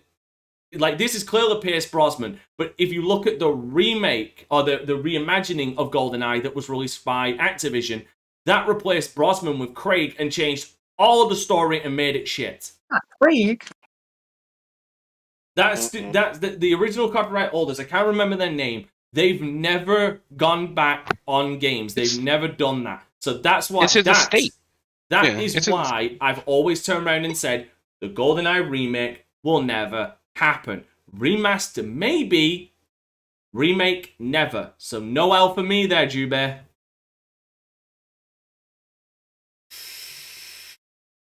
So you can gracefully take that fucking L you tried to give me back, or I can force it back on you. Oh nah. All right, you get it forced back then. We never said, but here's the thing: we never said that this was going to be a remake, though.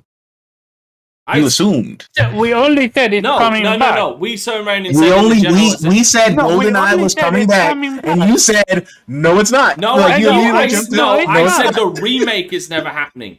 I said no. Never said. I never wanted a remake. I never asked for that. No one. And I was being specific, as I always am. I was being, and for me, being me, I was very specific. I turned around and said, a re-release you might get, but they'd have to go through Nintendo, but a remake will never happen. Because as me being who I am, I'm always specific. I don't generalize. I don't like to generalize. Too much room for which means nobody lost. Yeah, what you mean is nobody lost because you were Air quotes specific. Oh no, And that's fine. Jubei loses because he's trying to hand me a No, helmet. Jubei doesn't lose. No, Jubei, no right to lose because I said it that we're gonna see the return of it. But yeah, the Xbox version is clearly going to be the better one because I guarantee you it's got a higher frame rate. My thing is I get the feeling I know where this version's coming from because if the Switch version launches with no issues, I think I know exactly where it's coming from. Because there is actually a version of GoldenEye out there on the internet which has its own specific launcher, which actually overclocks the game so it runs at a smooth 60 frames per second. Because if you try and emulate GoldenEye, no matter how powerful your machine, it's going to have slowdown. Because it's hard baked onto the cartridge that it's expecting this kind of hardware, so it will put out what it will on that hardware. But there is a specific launcher out there that will actually allow it to run at a higher goddamn frame rate. Which I get the feeling might be the version both of these are set on. I mean, do we really think this isn't really going to do numbers, right? Like in any meaningful way. Like on the Xbox, genre has moved past for on Xbox. No, it's not going to do numbers on either for the simple reason it's going on Game Pass and Nintendo Switch extension. Like that's. Well, I mean, it's I never don't think people are going to be playing it that heavy. Period. No, absolutely not. It will be dead. It will be dead on. It will be dead on Xbox in probably about a couple of months. People will complete it, do it on a higher difficulty. Actually, and then be done. I give it a month and a half to be honest. Exactly. Again, no shade to GoldenEye or anything, but like the genre has moved forward in a big way.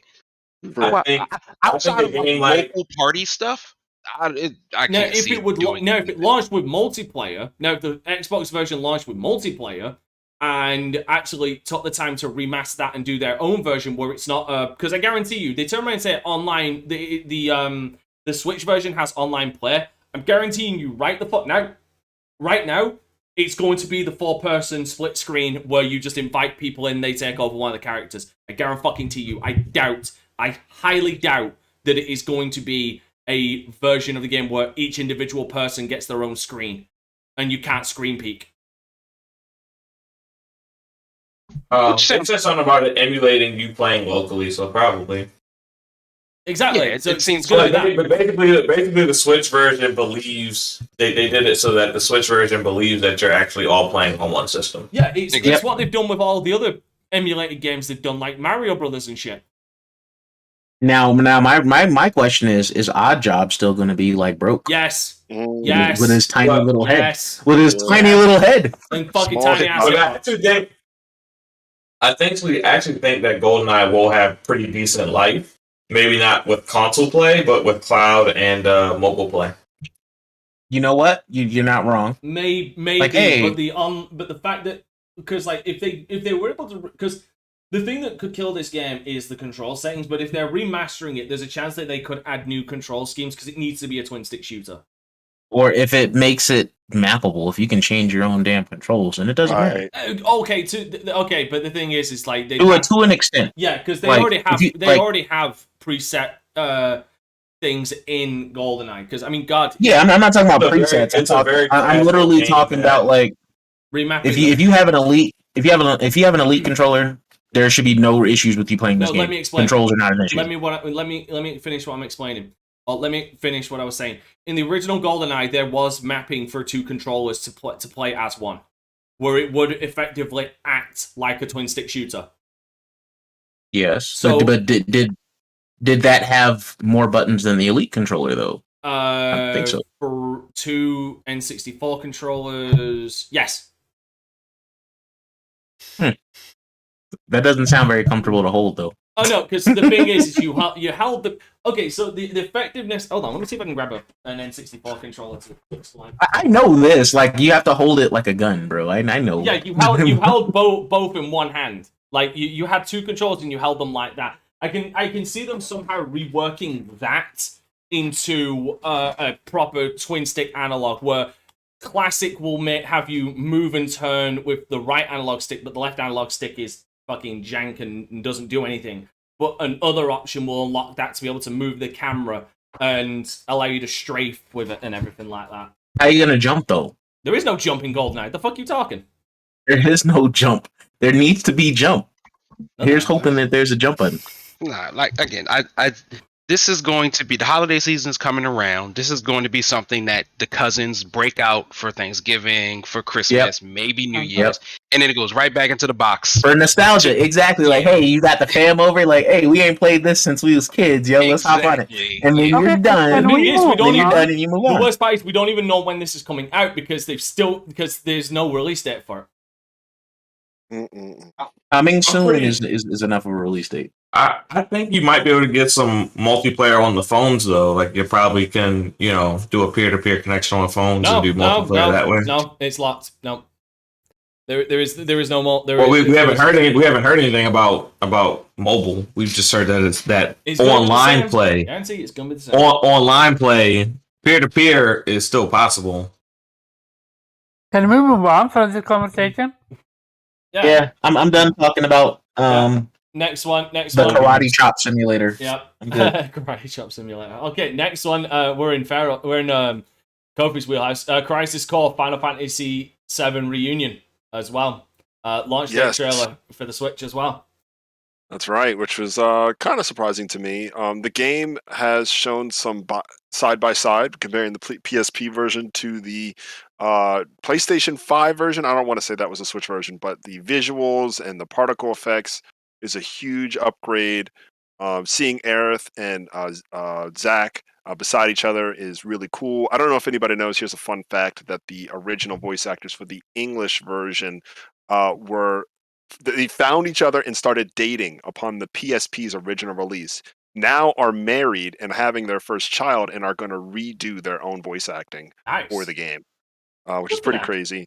Oh, they worked up some chemistry. That's so the lines got so hot and steamy that they had to in real life. It's so funny because now I have to look at it in English because me, I would have just done Japanese and ignored it. But now that they're coming back, I think that's kind of cool. So I guess I'll go look at that again. Kind of funny, but a portable exclusive game is coming back to portable as well.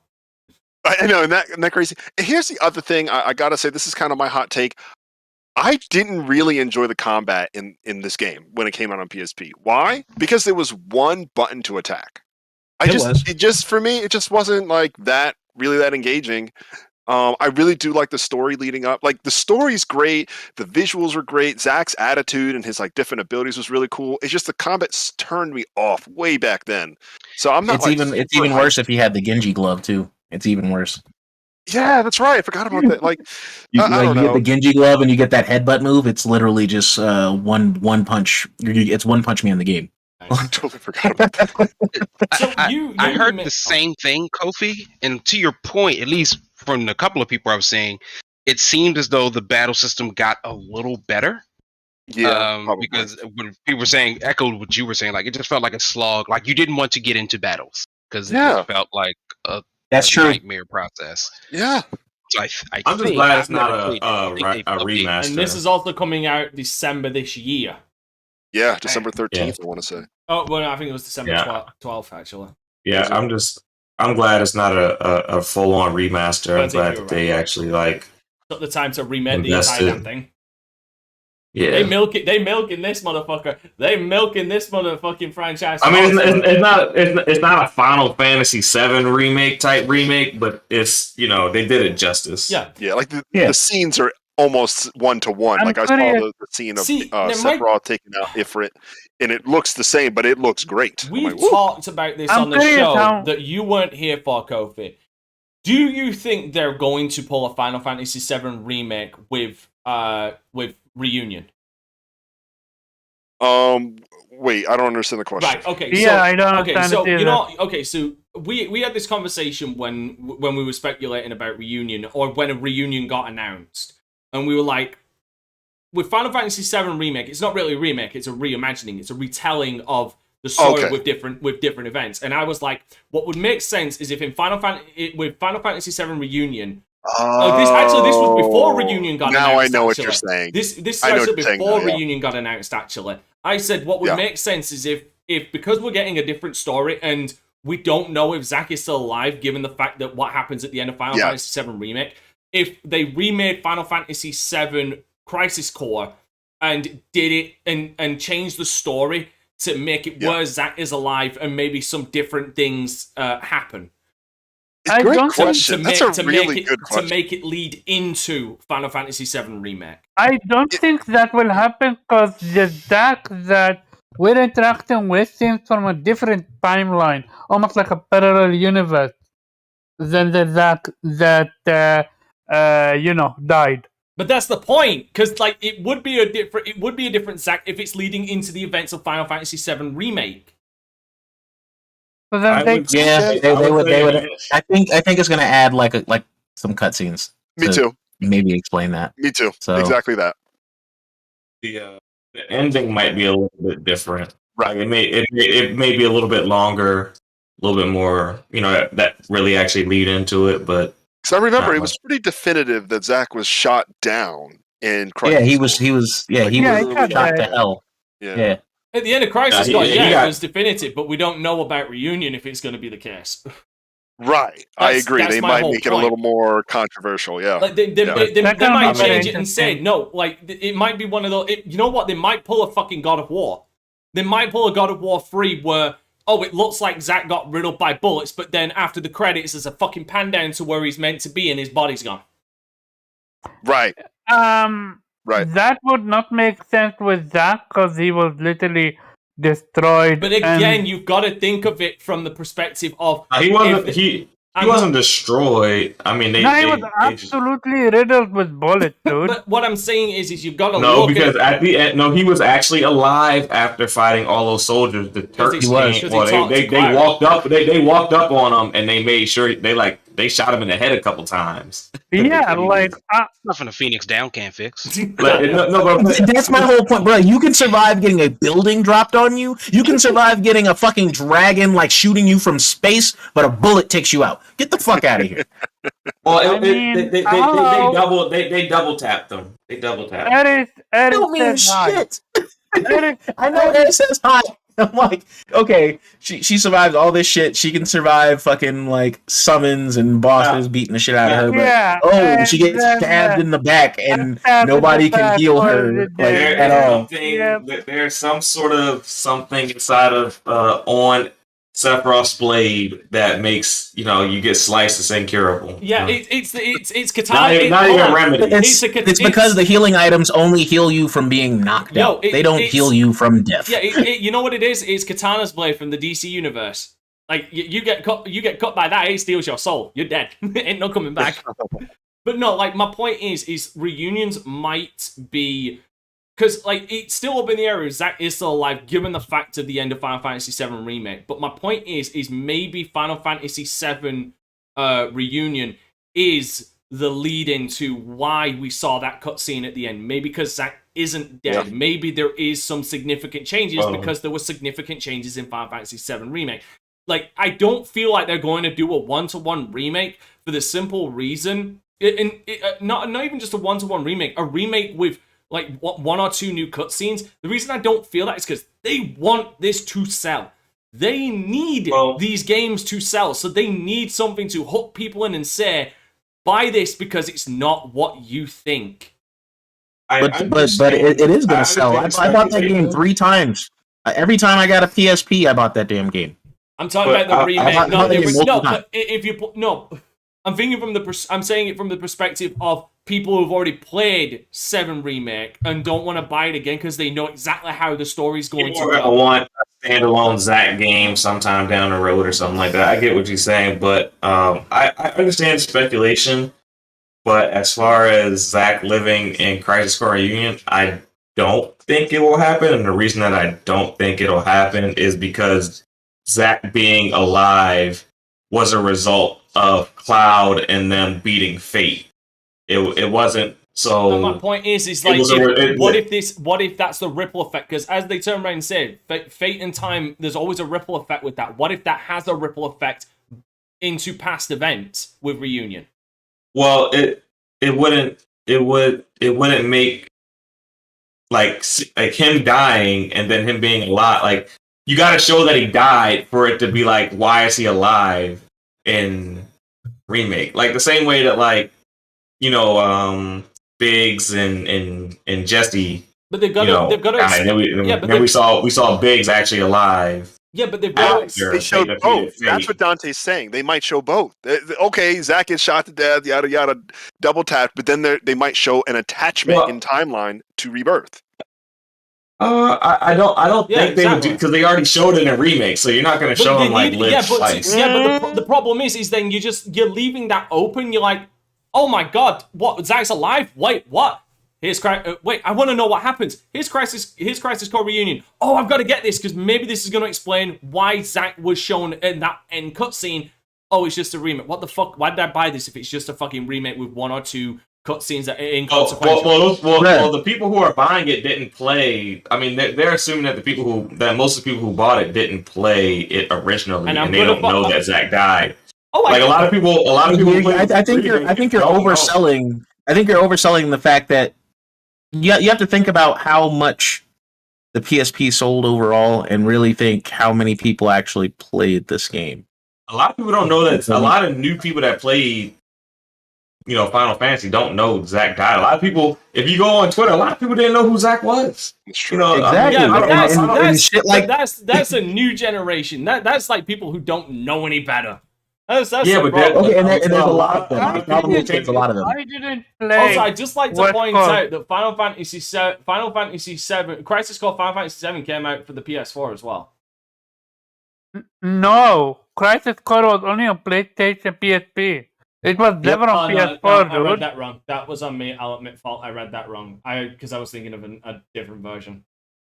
Yeah, so if I didn't play the PSP version, I would have absolutely had no idea about that. Exactly. Well, no, you know, because you see it if you played the original Final Fantasy VII, you see him die in Final Fantasy VII. And there's also Advent Children as well. You don't have to see Crisis Core to know. Exactly. But 7, they actually... I forgot about 7 with Zach then. Yeah, and 7 they show his death. Like they show the whole thing. They show like the Turks walk up on him and double tap that man. I think it's all relative to like how much you cared about Final Fantasy VII. Like if you really delve deep into that story, Zach is very meaningful. If it was just a game you played that you really enjoyed, you probably don't really care or have not thought about Zach that often. Like he's a major death or major plot point, but always overshadowed by Aerith. So he was always a means to, and he wasn't a big he's a means to an end. He was a means to an end character that they added depth to when they created Crisis 4. But in Final Fantasy VII, Final Fantasy VII itself, he was like what 20 minutes of actual like on-screen story. Yeah, it's like that's a cool dude with a big sword. And like Crisis Core made you care about him. Without that.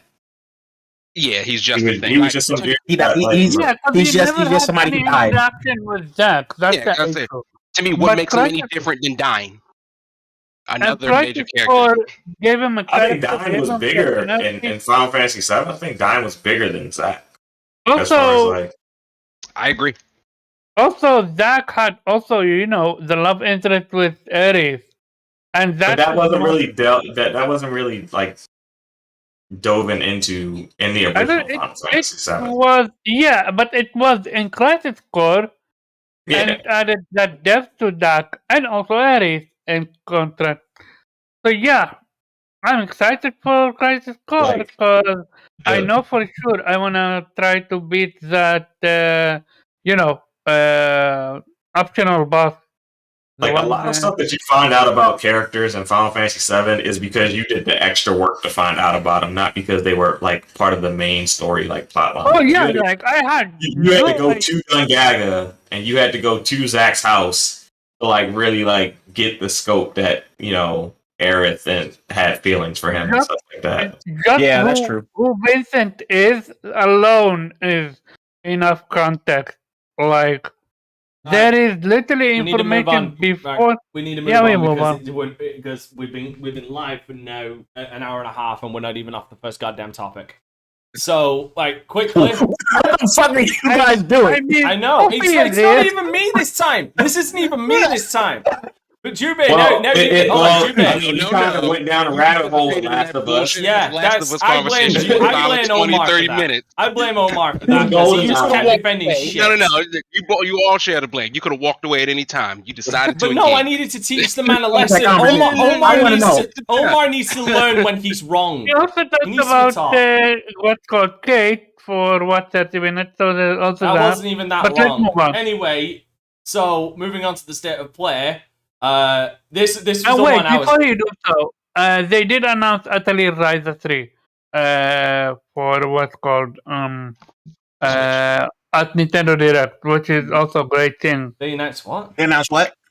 Atelier Ryza 3. Who? Atelier Ryza 3. Yeah, I see that. Okay. Ryza 3. Alchemist of the End and the Secret Key. Also, the amount of farming things in Nintendo Direct. Yo, what's going on there? Dude, I'll tell you, dude, Animal Crossing open doors. 5 games, dude. 5 farming things. And guess what? You don't have to fucking buy Animal Crossing made it cool to pretend to do things. Animal Crossing made it cool as shit to pretend to do shit. And plus, Harvest Moon has been a series for years. People get off of work.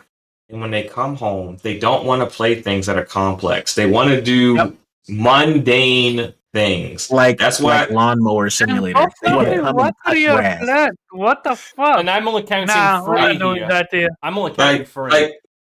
People just have to. People wind down differently than we do, and gaming means different things to different people. No, Omar, you don't know. No, you don't say anything. You don't fucking say anything because we're moving on. All right, I'm fucking putting down my authority. I'm putting down my authority. Shut the fuck up. We're moving on. Do you understand the words coming out of my mouth? Do I need to use Google Translate? Good. Next topic. Shut the fuck up. All right. We gotta talk about state of play, but we're gonna breeze through this because not a lot was shown that we didn't already know. But except this one that I know Jubei might be excited for if they get the netcode right. Bruh, Tekken fucking 8! Yeah, that looks fantastic. I'm not gonna lie to you. While I'm very excited about Tekken 8, I've spent most of TGS feeding all the information about Street Fighter 6. So I've kind of chosen my side at the moment. Yeah. Right now, it's Street Fighter. I don't care what, because it's Street Fighter, bro. It's Street Fighter. True, here's the thing. Tekken was kind of predictable because that TV show just launched. I don't even like the way the water is running off of Kazuya's face, bro. I don't like how that fucking looks. It's Street Fighter out here, bro. Still in development. I don't want to hear that shit. Hey, so is Street Fighter, and it's already better than this, B. Like, I'm good. So we'll have to see. I think the game that stole the show was Ronin, personally. We'll get into that in a second. But here's the thing. Here's the thing. The unsung benefit of Tekken 8 being fully announced now as well is the fact that fighting games are still going strong, which is fucking great.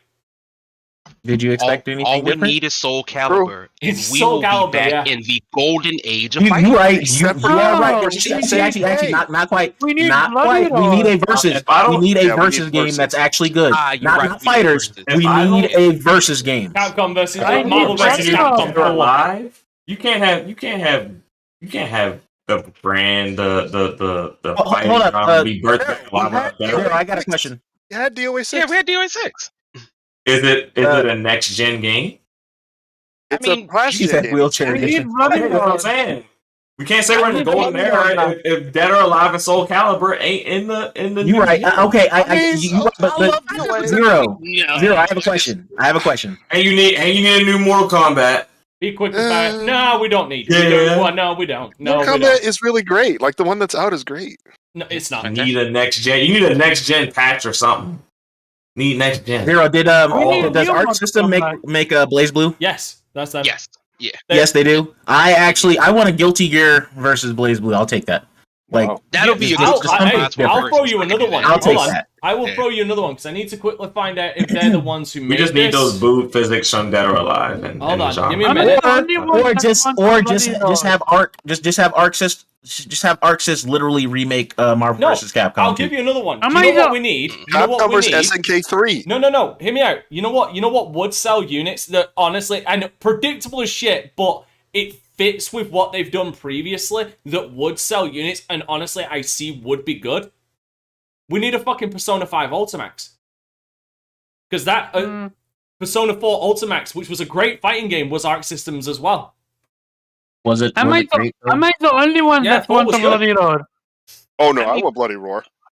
I would, when I say the golden age, what I mean is that the big dogs that like put the fighting industry on their back. Bloody Roar was not one of those games, unfortunately. But it's a fantastic Bloody game. Roar was niche. It's a great game, really fun to play. Still niche though. It was not. It was not like that. It was not like Street that. Fighter. I will Combat. I will give you more. I will give you Dead or Alive. I will give you Dead or Alive. Killer Instinct. I'll take DOA. I'll take Mortal Kombat. I'll take Street Fighter. I'll take Tekken. If we get a Soul Calibur, we're back in the golden age. That's it. Hold on. If we get a versus, what if you add Killer Instinct to that? Because like that was around during the golden age, like Street Fighter. Again, Killer Instinct is not like that. It's a cult classic. It's not like that. If you want cult classic, you go with Tekken, you go with Mortal Kombat, and you go with Street Fighter. Tekken is not a cult classic though. It's a widespread It's a mainstream game. It's a mainstream. Don't think it's a cult classic though? See, this is why Omar, no one takes you seriously. No, Saying Tekken like, is cult classic. Instinct is niche, bro. It's Cult niche. classic means like it was something that came out. I don't even like Tekken, but I guess I can. So cult classic means it didn't get the widespread acclaim, and a small subgroup made it really popular within a smaller subgroup than the mainstream. That is what we mean by cult classic. Killer 7. Exactly. Tekken is now. It's not a cult classic. Like it was never bad to the point where like so bad it's good. Bad. No, they weren't. We would have been 3 if they were bad. Stop the nonsense. Can we kick this man? Can we kick this man? He know nothing. He know nothing. Like the upgrade from 1 to 2 was dope. 3 just took it over. Like took the whole fucking series. Yeah, 3 was the one that Tekken had animes, movies. Like Tekken was mainstream. It wasn't no small. It was the fuck. It was the game. It was how the many TV shows? This tournament. How many TV shows does Killer Instinct have? 0. There ain't nobody checking for that game. Like, I get it. It's popular-ish now on the Xbox because it has players. It does, and it's a bunch of sweats now. But that game is a cult classic. It was never mainstream. Is it fair to say Bloody Roar is a cult classic? Yes. Yes, because it's not mainstream. Like we're not saying it's bad. It's just it's not. It never. It's not the Rushmore. You know, it's not the Rushmore of fighting games. It's not on there. No. Yeah, the Tekken anime is only like 6 episodes. I highly recommend everyone watch it. It's pretty good. It's fire. It's like most of Suda 51's fucking catalog is cult classics. Killer is Dead. Fucking the original No More Heroes, even though it got free, like that began as a cult classic, but Suda 51's persistence to make a second one is the one that blew it up. Fucking Killer 7 and Shadow of the Damned, all cult games. Yep. I never played I Fatal worked Fury. at a GameStop when Even Psychonaut was a Fatal cult game. Fury is coming back. It didn't sell well, but King of Fighters. played it a little bit. Well, King of Fighters is. I can't remember if it was. The King of Fighters is back now, and the new King of Fighters is actually pretty I dope. think it's Garo Mark of the Wolf. Yeah, I think you're right. I think it's God or Mark of the Wolves is coming back. Anyway, moving on to the next Fatal game. Fury movies were dope. All 3 Fatal Fury movies were great. I love them. Moving on to the next game that Omar has to take an L on because everybody called that they were going to show Ragnarok. Ragnarok got a full-blown trailer during it. I'm not. I don't want to kill Thor, man. I don't. You know what? I know, bro. It's okay. Y'all can kill him. I have his hammer, bro. Y'all can kill him. It's okay. I won't lie. It's looking. Go ahead. It's looking good, but like I will also turn around and say this: Santa Monica are like the king of one-liners, like unintentional one-liners. Because Kratos' line of "Death can have me when it earns me" is just like such a fucking solid line. Out of context. Oh yeah, out of context. In context doesn't matter. You can put that quote in a vacuum. You can put it on a shirt. You can write that shit on mugs, and people will say that's a good fucking quote. Bruh, I'm actually really stoked for this fucking game. I am so glad I spent the money I spent. Coffee mug. I'm still. Let's do it. Written on a bathroom stall. It's gonna be a good quote. Yeah, right on a bathroom stall. People will be there taking a Walk shit. in like, and be you know what? That is a I'm good quote. inspired. But you gotta put it right over the glory hole, bro. There you go. Gotta walk into the mosh pit with the shirt on. I will. I fucking will. I will do it. I'm very there's a couple of things that quite intrigued me about this. First of all, the return of the fucking Valkyries as well. Like the fact that they're coming off as villainous again, despite the fact that they didn't seem to hate us at the end of the last game. You killed their brethren. I hate the fuck out of you too. Their brethren. Well, we gotta see how it's written, because nowadays, like, you're not necessarily a bad guy. You can just be in opposition to the main character. Yeah. Right. I'd love to know where Freya's going. I'm so fascinated by because I don't know if it's Tyr or Thor saying all of it to I think it's Thor saying everything to Kratos when he's saying, who has ever worshipped you? Like, who has ever, blah, blah, blah. Who's great to you? Yeah, but you also have to, I don't know. I feel like Kratos is Tyr in this story.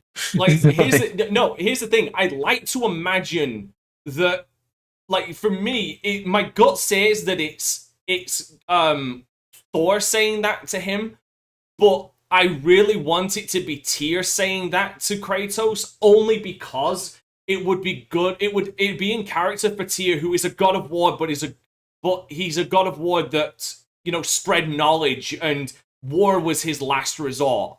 Like, he never immediately jumped to war, and he's trying to get it through to Kratos. Like, the way you've been going about, you are a god, whether you like it or not. You are a god, and the way you've gone about it has led to nothing but ruin. Do you know what I mean? Yeah. Yep. Like, it's Tyr trying to instill his ways onto Kratos. But honestly, depending on how this goes, I think this might be the one that Kratos bites it as well. I'm so excited for this one because they did listen to the criticism that every single one and their mother had, where they said different boss fights, no more trolls only. And it really seems that we're gonna have different boss fights, and I can't wait. And to me, there were two moments where, made it for me. One, when Atreus shot the arrow and the sky almost split in half. Well, it's chasing the sun away. He changed it from day to night. Yeah, he shot the sun now. That was. Oh, fuck's sake! I can't remember the two wolves' names. Because they're. There is Fenrir. Yeah, and the two, not Fenrir. No, it's not. The two wolves they're with.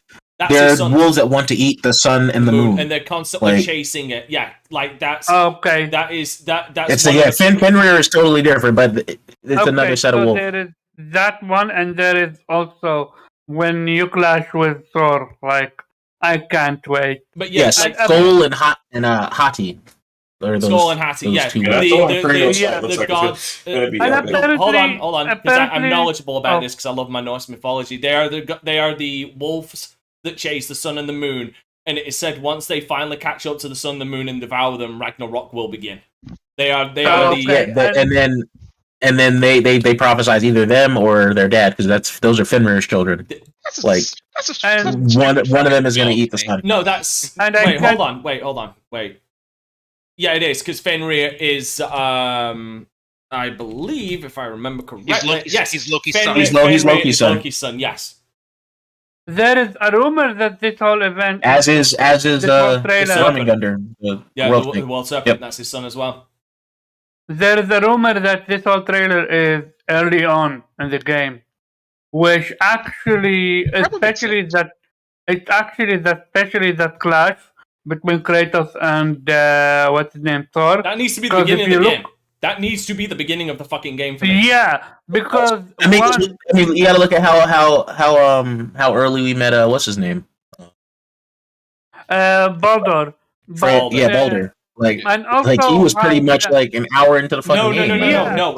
What I mean No, is they it start was the literally at game. the beginning. It was about an hour into the game. It was after you face the first troll. No, what I mean by it needs to open with this fight. I mean, you press start, you're immediately in that fight. It needs to start with that fight because then it feels like you. Hear me out.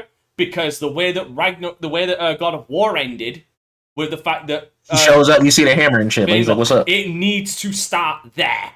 Like we need to start at that point. It needs to start from when you went to sleep and then Thor came. That's what I'm saying. That's literally what I'm saying. No, Dante. I thought you meant from the fight itself and not going into the fight. Gotcha. Just really quick. Go ahead.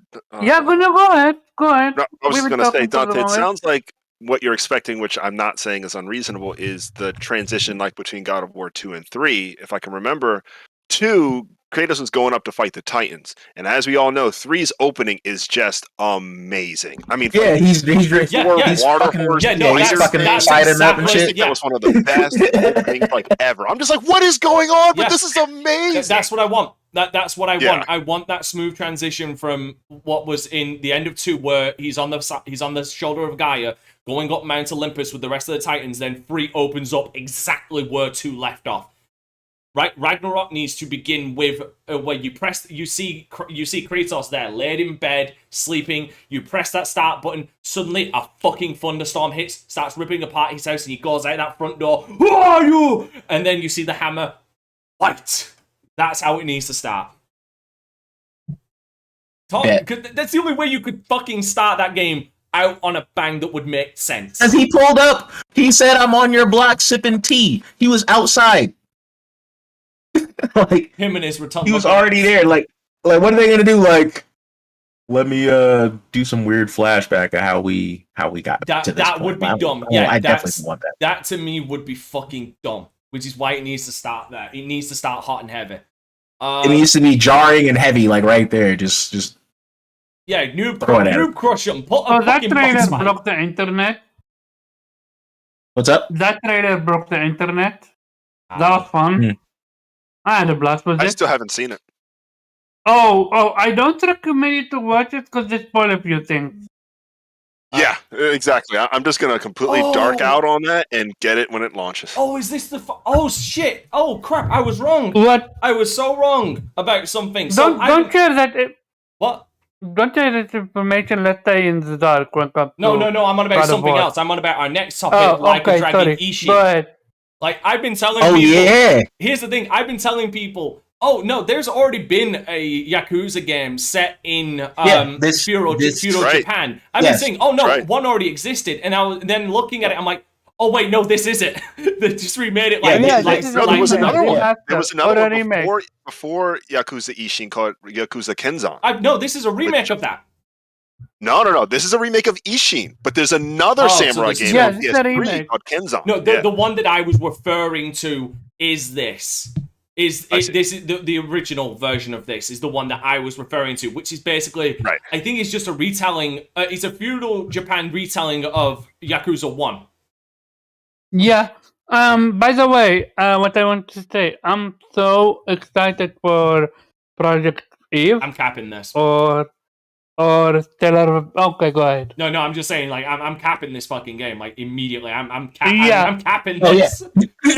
Yeah. So we getting that. He can't get it unless he have a PlayStation 5. Yo, isn't that wild that they're taking like the Yakuza name out?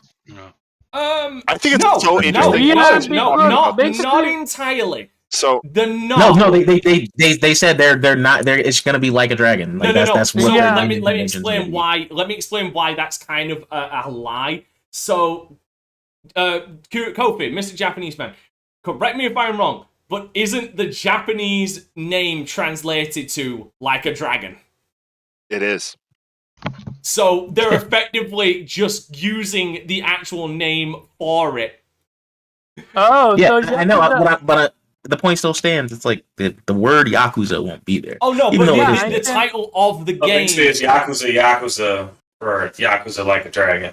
Yeah, exactly. That's why they're basically saying, "Oh no, from now on it's just going to be called Like a Dragon," because that's what the original name is. Dante, are you getting Stellar Blade or Project Eve? I don't know because we yet to get to them. Oh God, Jesus. February. I'm sure it'll be on. I'm sure it'll hit PC like 6 months after. Yeah, that's what I'm waiting for. And there's one last thing we need to talk about once we're done running down a couple of these real quick. So yeah, Project Eve was renamed Stellar Blade. Let's have a quick look at that. See what we're dealing with. Oh, apparently Robot Bayonetta. Robot Bayonetta. So yeah, apparently this game was gonna get cancelled, but PlayStation picked it up and they are publishing it. So literally, Robot Bayonetta. Yeah, first time they've ever collaborated with a Korean. Yo, them cheeks though. Yo, that's some cyberpunk shit. Yo, there's so much ass. There's so much ass in this game. That's the engine that you want, Pharaoh. The cheeks don't have DOA beach volleyball physics. Korean developers love that stuff, man. They eat that up. But I'm so torn between this one. First time that was a wild time when we had all the jiggle physics going around. Now we're like in woke society. We can't do that no more. Nah, but that Koreans are all over that shit. Yeah, they're more like into that than I think a lot of Japanese devs. Well, you know, Koreans they have a whole park dedicated to penises, so I'm not surprised. My name's some fine jiggle physics. Yeah, I think Pharaoh, you would be very happy with this. Very happy with what?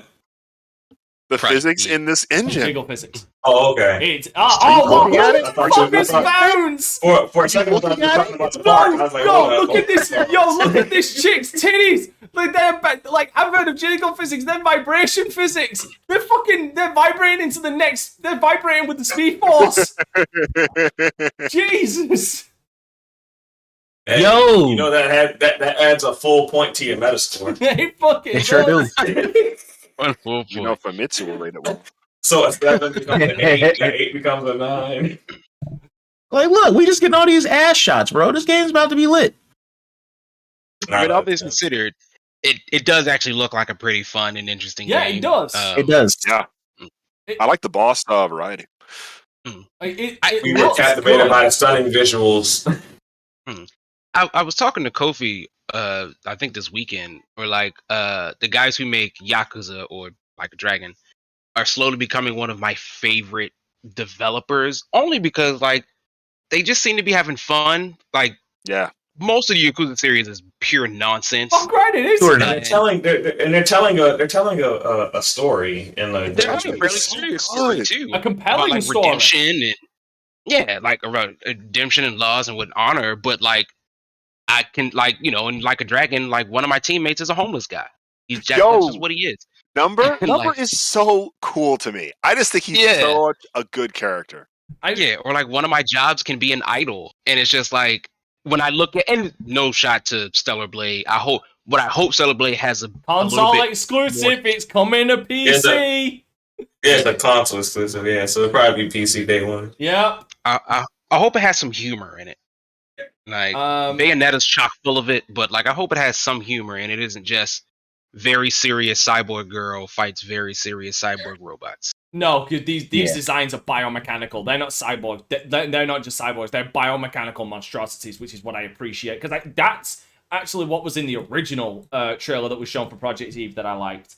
Right, last trailer, because then I'm also going to then we're going to have a general discussion about a certain topic that I'm sure a lot of people, specifically Jube, want to rip PlayStation a new asshole for. But first of all, Rise of the Ronin from Koei. I am very interested. Like, a lot of these it's so funny. A lot of the games I'm more interested in happen to be from Eastern developers. Like, Asian developers, which is fucking hilarious. This looks amazing. I can't wait. This kind of like Ghost of Tsushima mixed with what's called fantasy, a little bit of guns in it. I'm excited. I was quite surprised when I saw that this was that it was a Team Ninja exclusive, because I felt like, you know, Xbox and Team Ninja had a pretty good relationship. I was like, oh yeah. So about that part of it was surprising to me, but the game looks gorgeous. Yep. About that, a few things. When Neo came, I forgot which one, Team 1 and 2. Kofi, you can correct me with this one. Ooh. There was an so good. I'm sorry. Go ahead, Omar. There was an interview done with Team Ninja, and apparently they were so happy with PlayStation that they wanted to work on another PlayStation exclusive. Now here is the kicker. This game has been apparently in development for 7 years, and the interview that I read was absolutely not 7 years Console old. So I would not think, exclusive. So it's coming to PC. yeah, it's already. It is coming to PC. That's all news. What's called? I love how you took such offense that you had to immediately go on the defensive and say, "Oh, that's old news." When I'm just excited that it's No, coming that's to PC. literally something already new. So I'm confused why you just found out when they literally said it. But Because I okay. know He just found out. He's just excited. Yeah. No, it's okay to be excited, but I was But you confused. immediately I went thought maybe. defensive. No, I would genuinely. I thought maybe something happened, but yeah. So with this one, with Rise of the Ronin being already 7 years in development, and them saying we're so happy with PlayStation, we want to make another exclusive for them. I would absolutely not be surprised if we're getting a third exclusive from Team Ninja. So, yeah, I want to jump in on this really quick. Reggie had just mentioned that Ryuga Gotoku, RGG or RRG, I'm sorry, RGG, can do no wrong. I feel that way about Team Ninja for me.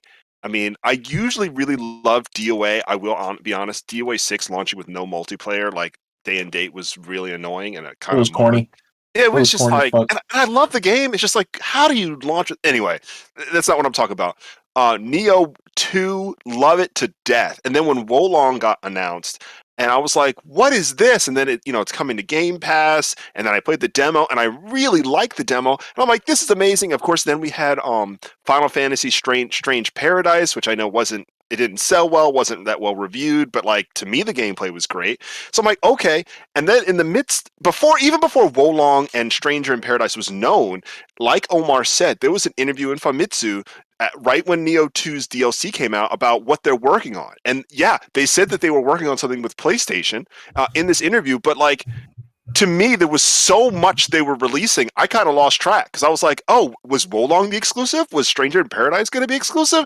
Oh, and then like Wolong is unreleased, and now Rise of the Ronin's announced. I'm like, how many games do you make? I mean, I love this style. I love it. It's Souls-like, but to me, the combat that Koei Tecmo has in Neo and Wolong and probably Rise of the Ronin is a little more for me because it bleeds Ninja Gaiden. It just has this little touch of Ninja Gaiden that reminds me, like in this Rise of the Ronin trailer, there's this air grab. This is literally this air grab that looks just like Ryu's Izuna drop to me.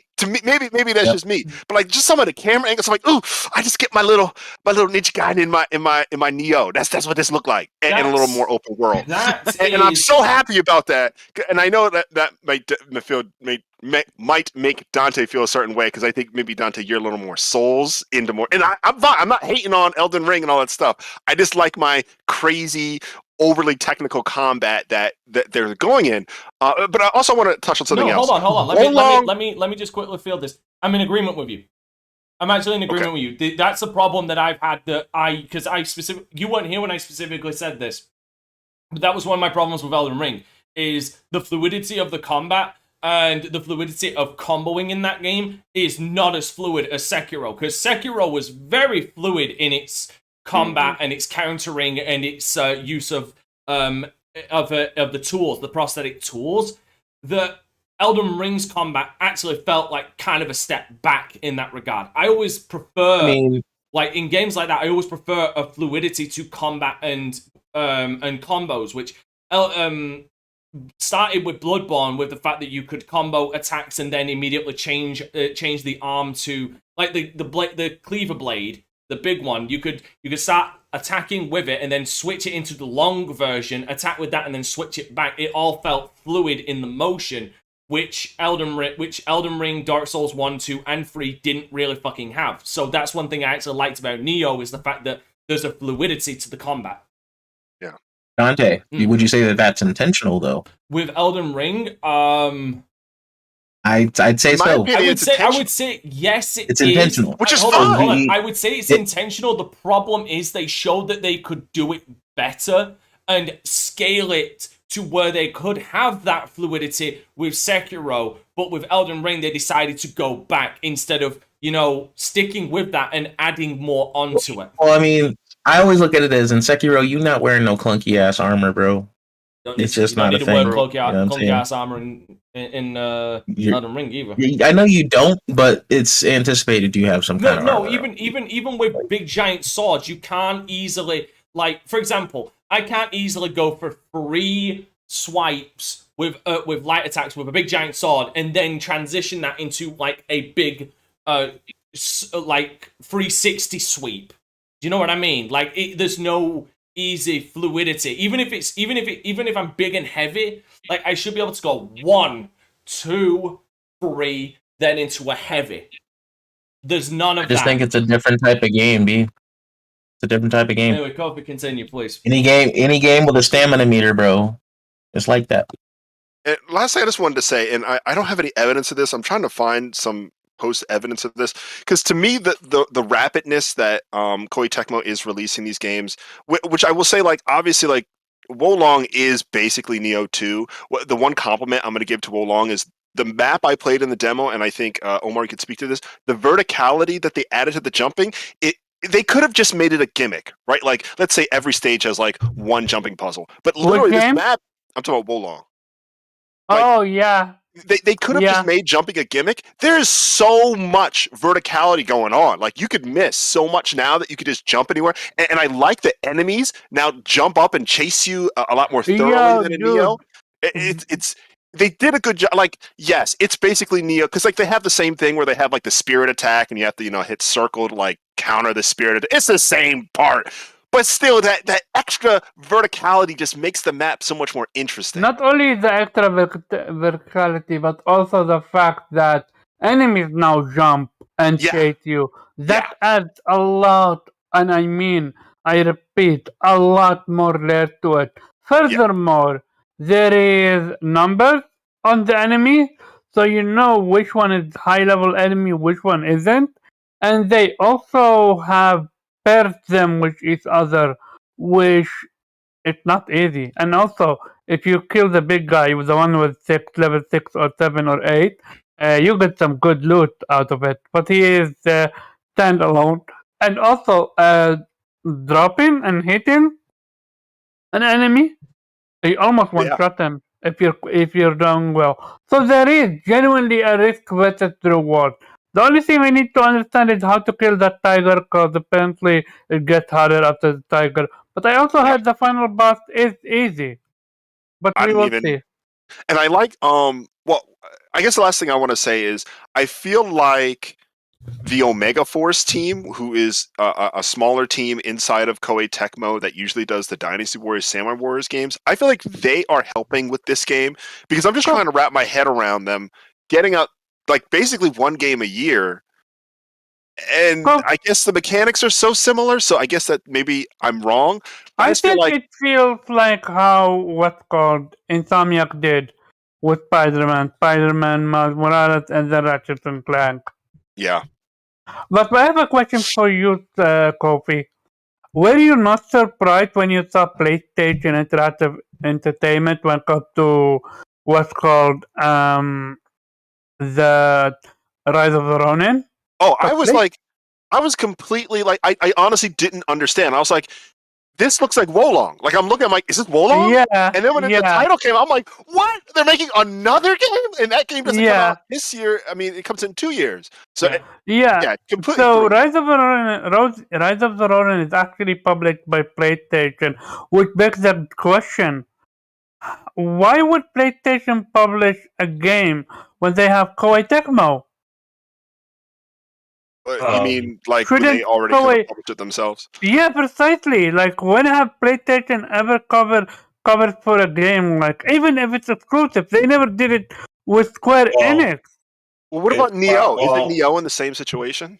Neo wasn't that published by Sony? No, that wasn't. No.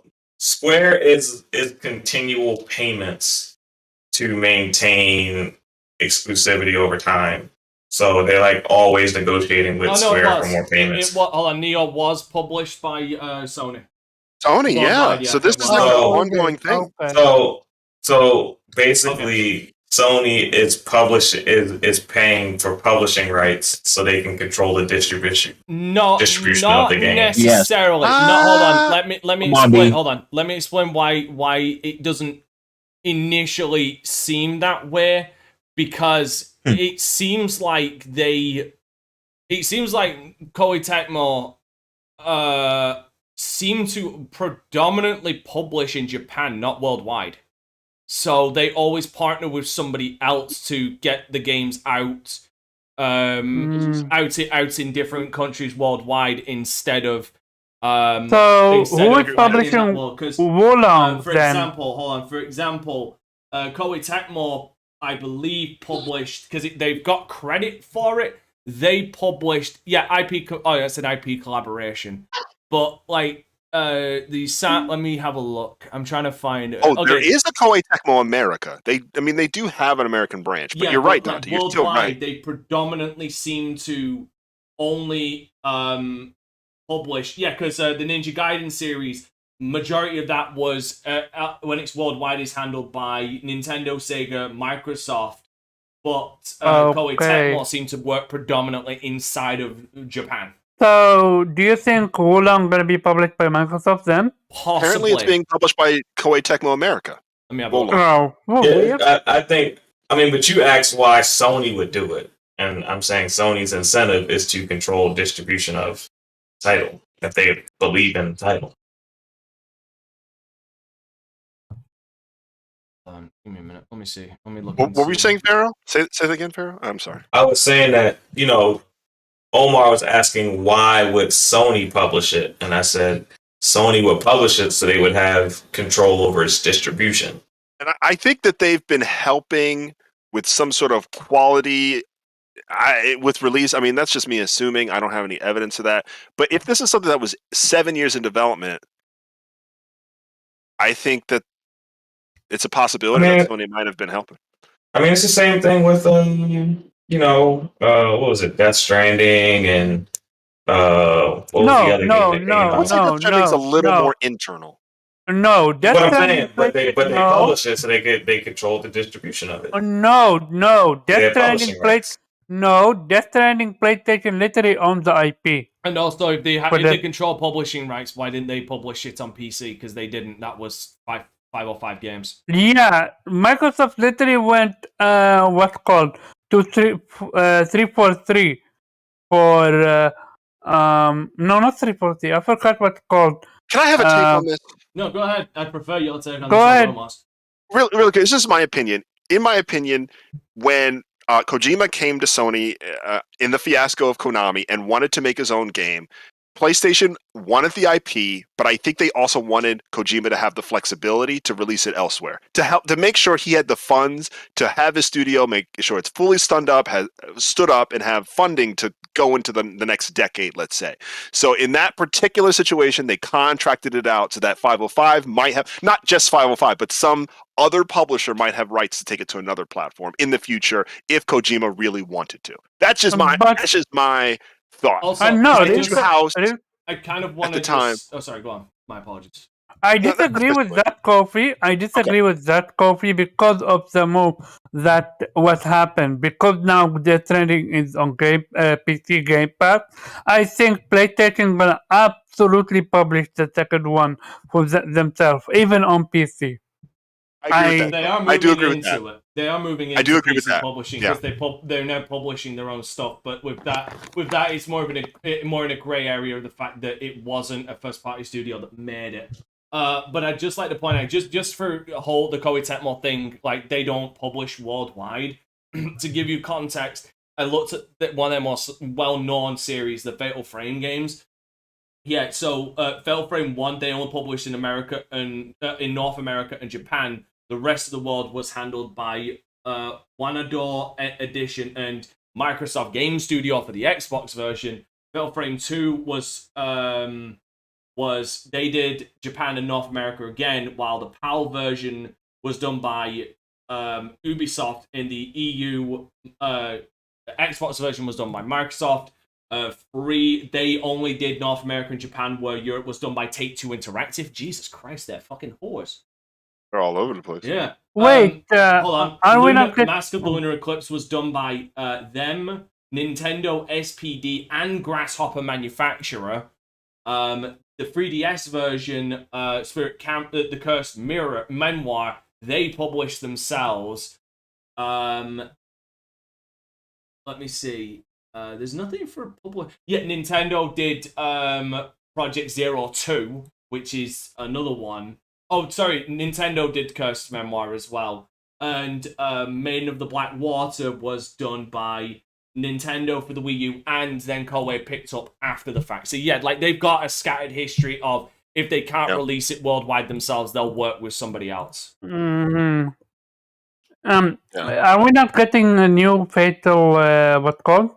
Yes, we are. Maybe, yeah. Wait, we are actually. I was wondering because I remember seeing that. I think he's talking brand new. No, we're getting a remake, a remaster. Either a remake or a new one. Okay, a remake. But okay, honestly, gotcha. it feels like we're gearing up for them to. It seems like they're gearing up to see if there is actually interest in it before they make a brand new one. Also, by the way, what's called Konami was that fucking Suikoden 1 and 2 remaster. Like, first time I'm ever gonna play a Suikoden game. I'm excited. Yeah, man, you gotta let Pharaoh and Reggie talk about that. Because Reggie Suikoden 2 is one of the greatest JRPGs to ever I heard exist. 3 is. I heard 3 is. Where you could throw one of the- Three's amazing. Three's great. Yeah, I played 3. 3 was great. 2 was one of the greatest JRPGs of all time. They weren't Okay. I can't wait. They weren't kidding when they said they were gonna go fucking obscure. And from the look of the what's called the screenshots that they released, it is a proper remaster. It's not a Link Paint and call it a day. They're actually changing the lighting. They're changing. Give me a second, because I just shared it with my group. Let me share it to. Yes, I got a video here. Background. Actually, I don't care what they're doing. Don't buy that shit day one. Make sure that shit comes out in a good state, because games don't release in good states nowadays. Yeah, so don't listen to him. Buy Suikoden 2. I'm buying it. Live Alive released in good So state. here they saying here is a before and after shot of Suikoden 1 and 2 HD remaster in development compared to the original PlayStation version from 1995. Dante, you can see that. You can share that on from our what's called Maybe Twitter later. account. Maybe later, because like we really do need to move on. Like, because we got very quick. Because I want to. Completely. Okay, go ahead. All right. Move The last thing to talk about from this whole Nintendo Direct State of Play thing, I'm just gonna allow freeform I'm gonna allow a battle royale on this. PlayStation Stars, go ahead. I think it was ugly. I think it's trash. Trash. Yeah.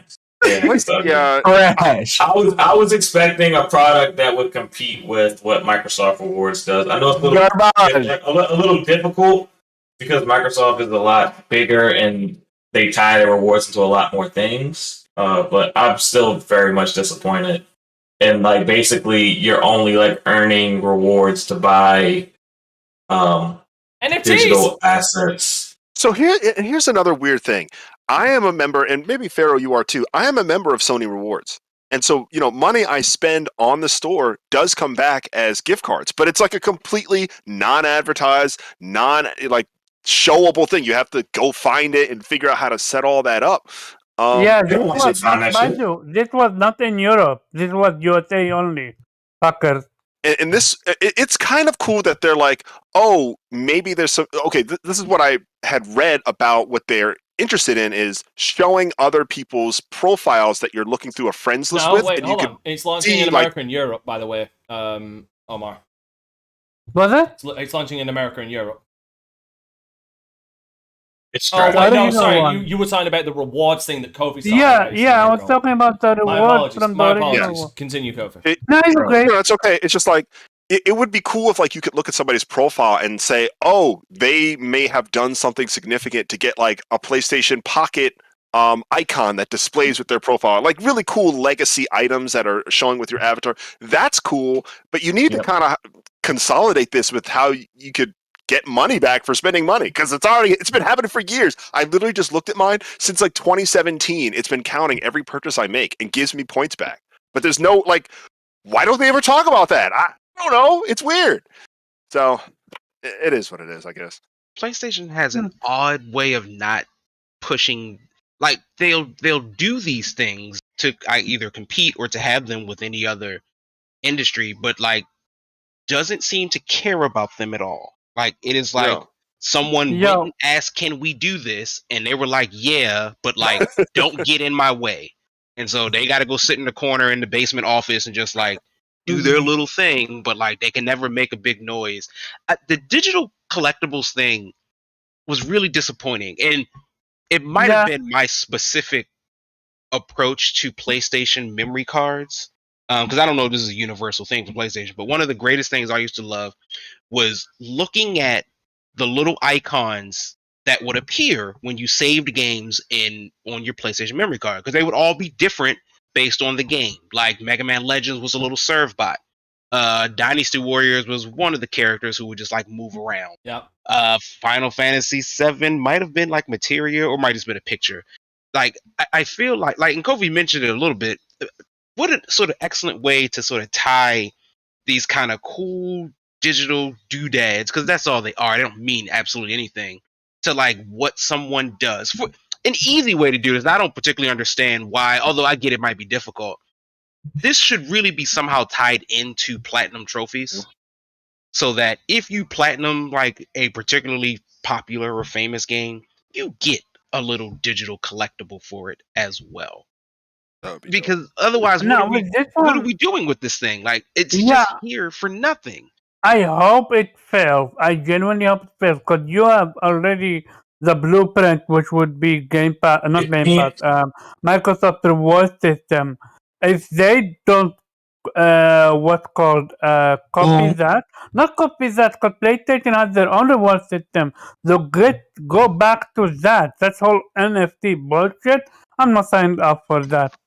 And I am expecting PlayStation fans to call them out on that. Sure. Well, the thing is that PlayStation Stars can't really fail because it doesn't monetize in any way.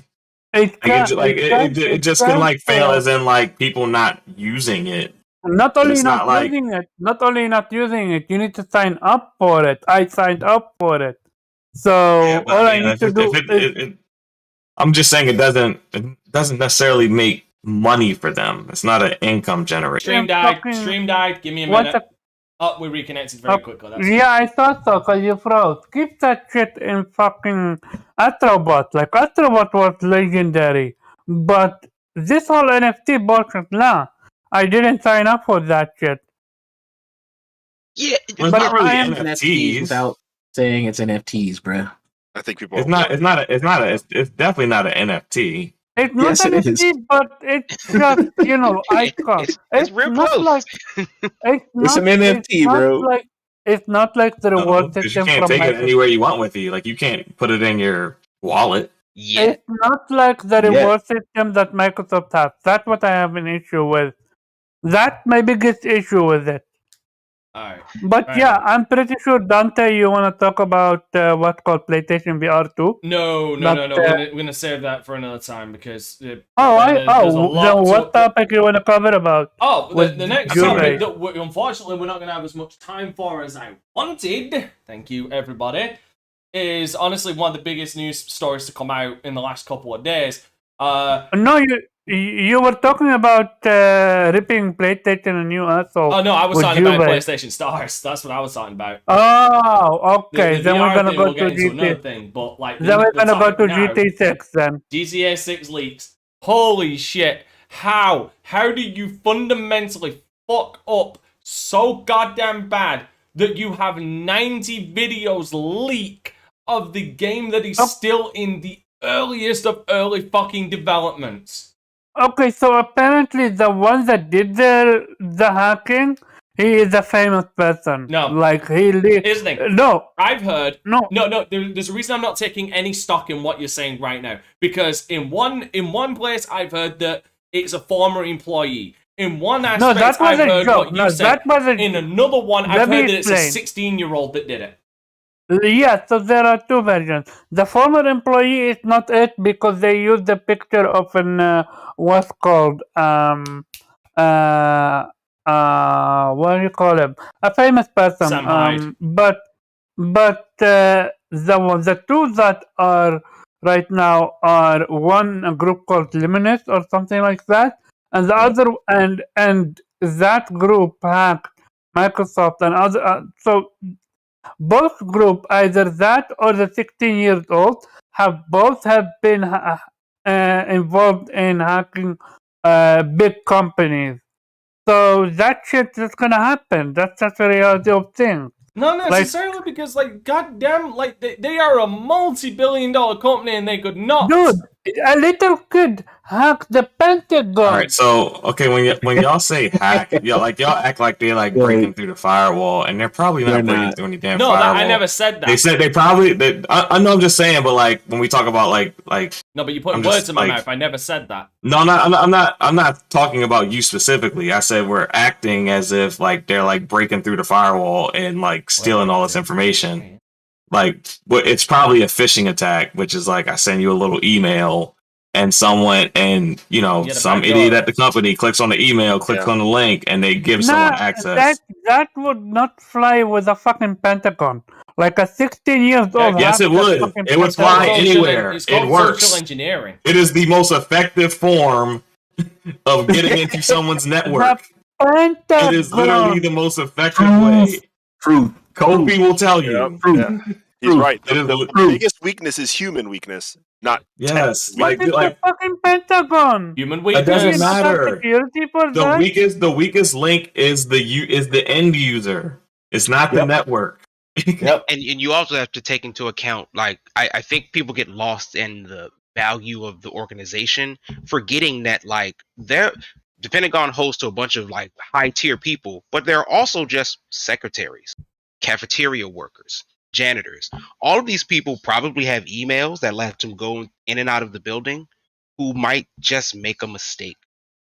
Like, I still find it incredibly the thing stupid is, of them. you like most things, you're only going to hear about when it happens. You don't hear about the hundreds of times, probably daily, that they defend themselves. You only hear about the one time that it breaks. So don't look at it as if the Pentagon messed up. So they are constantly in attack, and just one time it okay, gotcha. Yeah, millions. That's how the whole millions of attacks a day. Millions, bro. Like literally millions. I'm not joking. So then, the security is pretty damn good. It's literally just the end users that really end up fucking over these companies. Now, just so everybody is clear watching, there is a reason why I'm not showing any of the leaked footage. That is because Take-Two Interactive... We don't want to be sued. Yeah, Take-Two Interactive is on... Them niggas will pull up to your crib. Yeah, they do. They will come get you out the shower, B. Yeah. They will hire John Wick to get you. Like, they have the fucking death squads on the patrol. They already unleashed the ninja. They already unleashed the ninjas on people. Like, nah, but I didn't share this. I didn't do anything with it. Bro, they gonna show is loosely based on people who have leaked their information. What they No. They're actually gonna hunt the people that share the screenshots the videos. They are going after anybody that they are legally going after anybody who replicates and shares the footage that has been leaked. Precisely. So don't share it. Don't quote tweet it. Don't do anything with it. You can quote tweet it. Just don't fucking upload it to YouTube or something, because they will come after your ass. Legally standing. Even Twitter. Don't on Twitter. Now, from what I've seen, first of all, I'd just like to point out, for fuck's sake, we're going back to Vice City. Are you fucking serious? like Vice City. No, I'm fine with Vice City, but I'm sick of them reusing locations they've already fucking been to. We've already been back to Liberty City. We've already been back to Los San Andreas, even though you cut it down by 2 fucking cities. Could you not think of a new fucking location? You just had to go back to the well one more fucking time with fucking Vice City. Yeah, come to Baltimore, man. We need that shit. I heard that the original I don't know, scope of the game was supposed to be 3 cities. Is that true? No idea. Okay, so what so happened? So I heard that, and I was in a space today, and I saw shout out to Guap. Apparently, what's gonna happen is as follow: the game is scaled down to prevent crunch and everything in between, and one of the what's called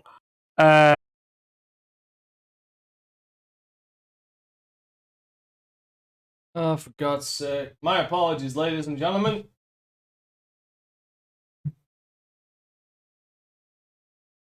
Video. Yeah, no, I'm sick. I am from gameplay. Sick of this. I am sick of this. Yeah. Damn. So what I wanted to do, maybe someone here, Can you hear me? maybe Dante. Yeah, Yes. we hear you. Yeah, sorry But about I have that. a question to you at the end of the show.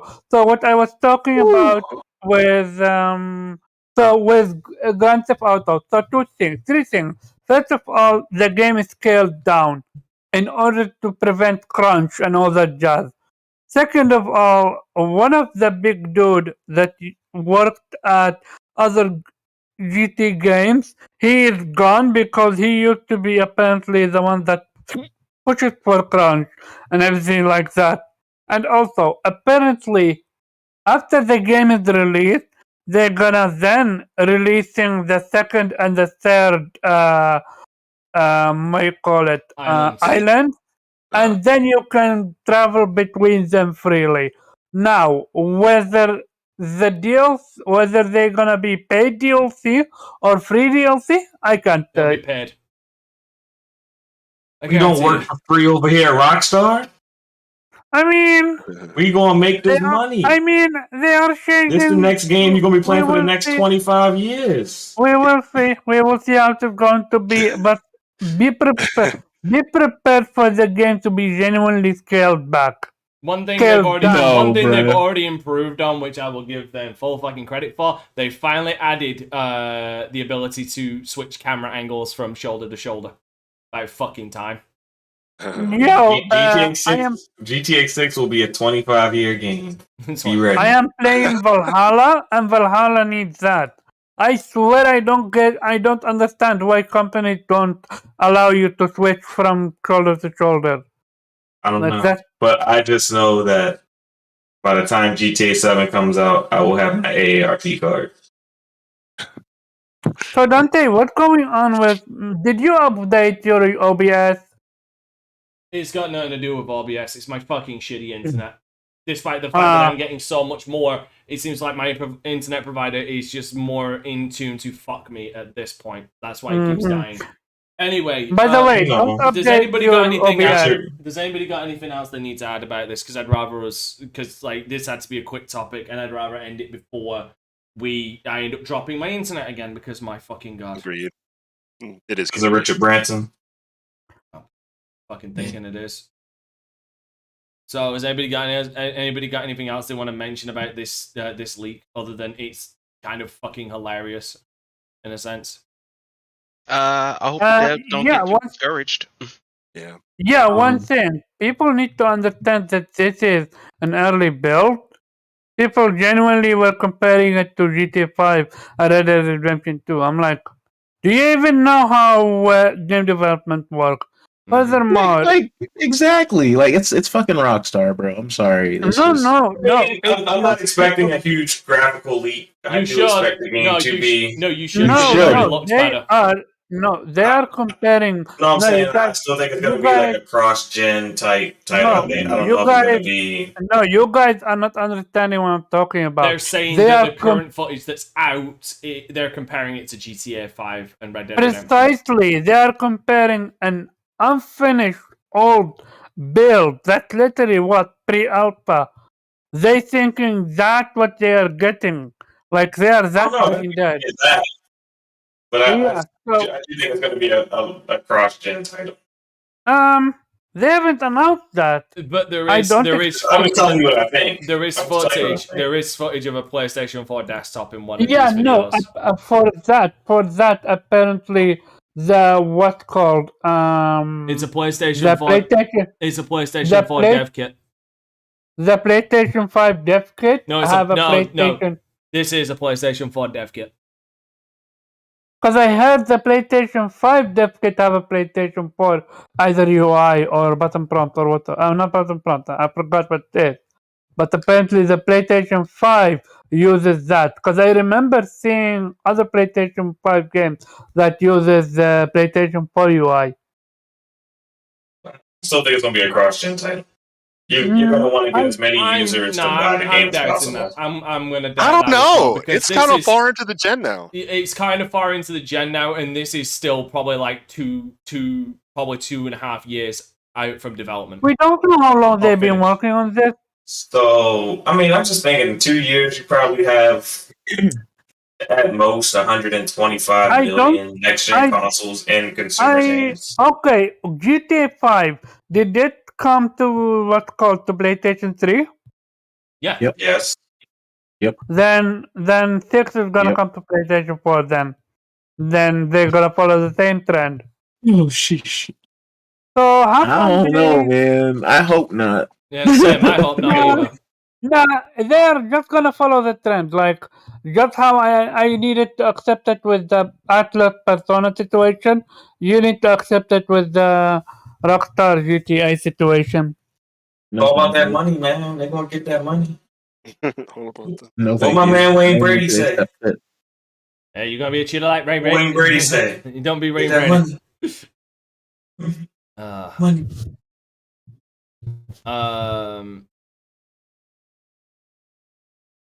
Well, according to this website from GTA Base, unfortunately, people that won't get the next gen console, Rockstar Games will not be launching GTA 6 on PS4 or Xbox One. The next GTA game will be the next gen hardware exclusive. Ah, cool. Oh my God. So then I didn't Do say that. Do that. PlayStation- It's easier for development. Cut niggas off. Yeah. Cut niggas off. It's By the time, dude. knees. I'm sorry. It's time. It's time. It's time. These consoles are damn near 10 years old, bruh. It's time. Yeah. Let it go. We've already we've already got game developers like killing last gen versions, like Gotham Knights. They killed the last gen versions. Yep. Yeah. Let it go, bruh. We've seen that next gen. We've seen that last gen consoles can't handle next gen games. Cyberpunk 2077, like bugs and all, like aside, like the performance on the PS4 and Xbox One versions were fucking garbage. And then That shit was Mr. Game & Watch levels, bro. That shit was trash. So yeah, Fucking that explain why what's called PlayStation 5 dev kit now uses the PS4 UI. This is why Plus, now. you got cloud integration and things like that now. There's a lot more ways to play than there ever have been before. So. all right, well, Stop putting games on the PlayStation 4. and I'm Xbox done. One. Just Put them on the Switch. stop. Put them on the Switch. or demand a Switch Pro. All right, but You got Switch Pro. It has the Ethernet port now on the dock. Ain't nothing more pro than that. eat shit, Yep. eat shit, and give me your Hey, actual. Hey, true. Hey, And you true. got an OLED screen. Give me Shit. your actual. Hey, Pharaoh. true. Hey, it's your boy Pharaoh. You can catch me on Twitter at Pharaoh Bazaar and on anywhere you like to watch streamers at the Land of Pharaoh. Pharaoh. All right, cool. Jube, tell us where we can find you. Hey, yo, yeah, you can find me at JubeXSensei, on the gaming shits on Twitch. Jube Sensei everywhere else except Twitter. Still Big Chungus on Twitter, come fuck with me. Yeah, I'm gonna probably try to start on Deathloop tonight, in like an hour, and then I'll catch y'all next week. I will be watching the Cowboys game during this podcast. After this, we got to talk. We've got to have a conversation after this about Deathloop. Oh yeah, After the for show. sure, for sure. I think Xbox missed on the promise. Omar, Missed on a promise. what about where can we find you, Omar? People can find me at Carbon_Club on Twitter and Anime Squad every Friday, 5 p.m. at stand time. We cover One Piece when there's a new chapter, otherwise we just talk anime. And Game Player every Saturday, 5 p.m. at stand time. Shout out to the post and shout out to the channel and chat and hit the like button. Alright, Kofi, where can people find you? As usual, guys, you can find me at creative_Kofi on Twitter, and I will be playing a nice slew of imports as the coming weeks go on. Alright, cool. You love to see it. People can find me at Dante Crisis on Instagram, Twitter, Twitch, DLive, YouTube, and the Dante Crisis on Facebook. Currently doing a Let's Play of... what am I doing a Let's Play of, actually? I've completely forgotten. Forgot my own shit. Gears of War 3 Ram Shadow, and upcoming will be, I believe, Lost Planet 2, so you can look forward to those. Going to be live streaming, going to be a chill live stream today and Wednesday. Thursday is going to be the continuation of Persona 4 Golden, and Friday will be the continuation of Mass Effect Andromeda on Insanity. Zero, where can people find you, but more importantly, where can people find us? Well, guys, as always, it's wonderful just chatting, chopping it up with. You can find 0x386 or 0.exe. But more importantly, please find us, Vitamin G Podcast, wherever your favorite podcasts are, and hopefully we are definitely on that list. At least put us in like top 5, top 10 at best. Like I feel like top 10 is a fair thing for us to have. I'll even stretch it out one more, just top 10 video game, because you could list a whole bunch of other stuff. But of course, so please support us. You guys could literally be doing anything, but you decided to listen to us, so we will always appreciate that. And even though we always come together on these Mondays, please support everyone else here on the panel. Dante Crisis and all of his streams throughout the week. Please check out Omar on Friday and Saturday, 5 p.m. respectively, with Anime Squad and Game Slayer podcast. Kofi, I don't know, are you doing any more translations? So I am currently sidelined, but maybe I'm looking for work. Well, if you're looking for somebody to do some translations, yeah, or nice voiceover, he's dabbled in voiceover sometimes. Please check out creative_Kofi. Please go check out Pharaoh Bazaar at the Land of Pharaoh, or Big Chungus, or Jubei X Sensei. And give a shout out to FC. I see him out there. Soccer is about to start up for him, so just DM him and just say, give all your bad takes about soccer. Call it soccer. I'm sure he'll Dude has bad takes about the Cowboys. I just need him to stop. And ask him if he found his niche yet. But as always, guys, we appreciate you and thank you. Yes, ladies and gentlemen, remember to keep it gaming. Okay, we out of here. Peace. Oh. I'm on the outside looking in, and I wanna be back on the inside. I don't wanna be left on the outside, all alone.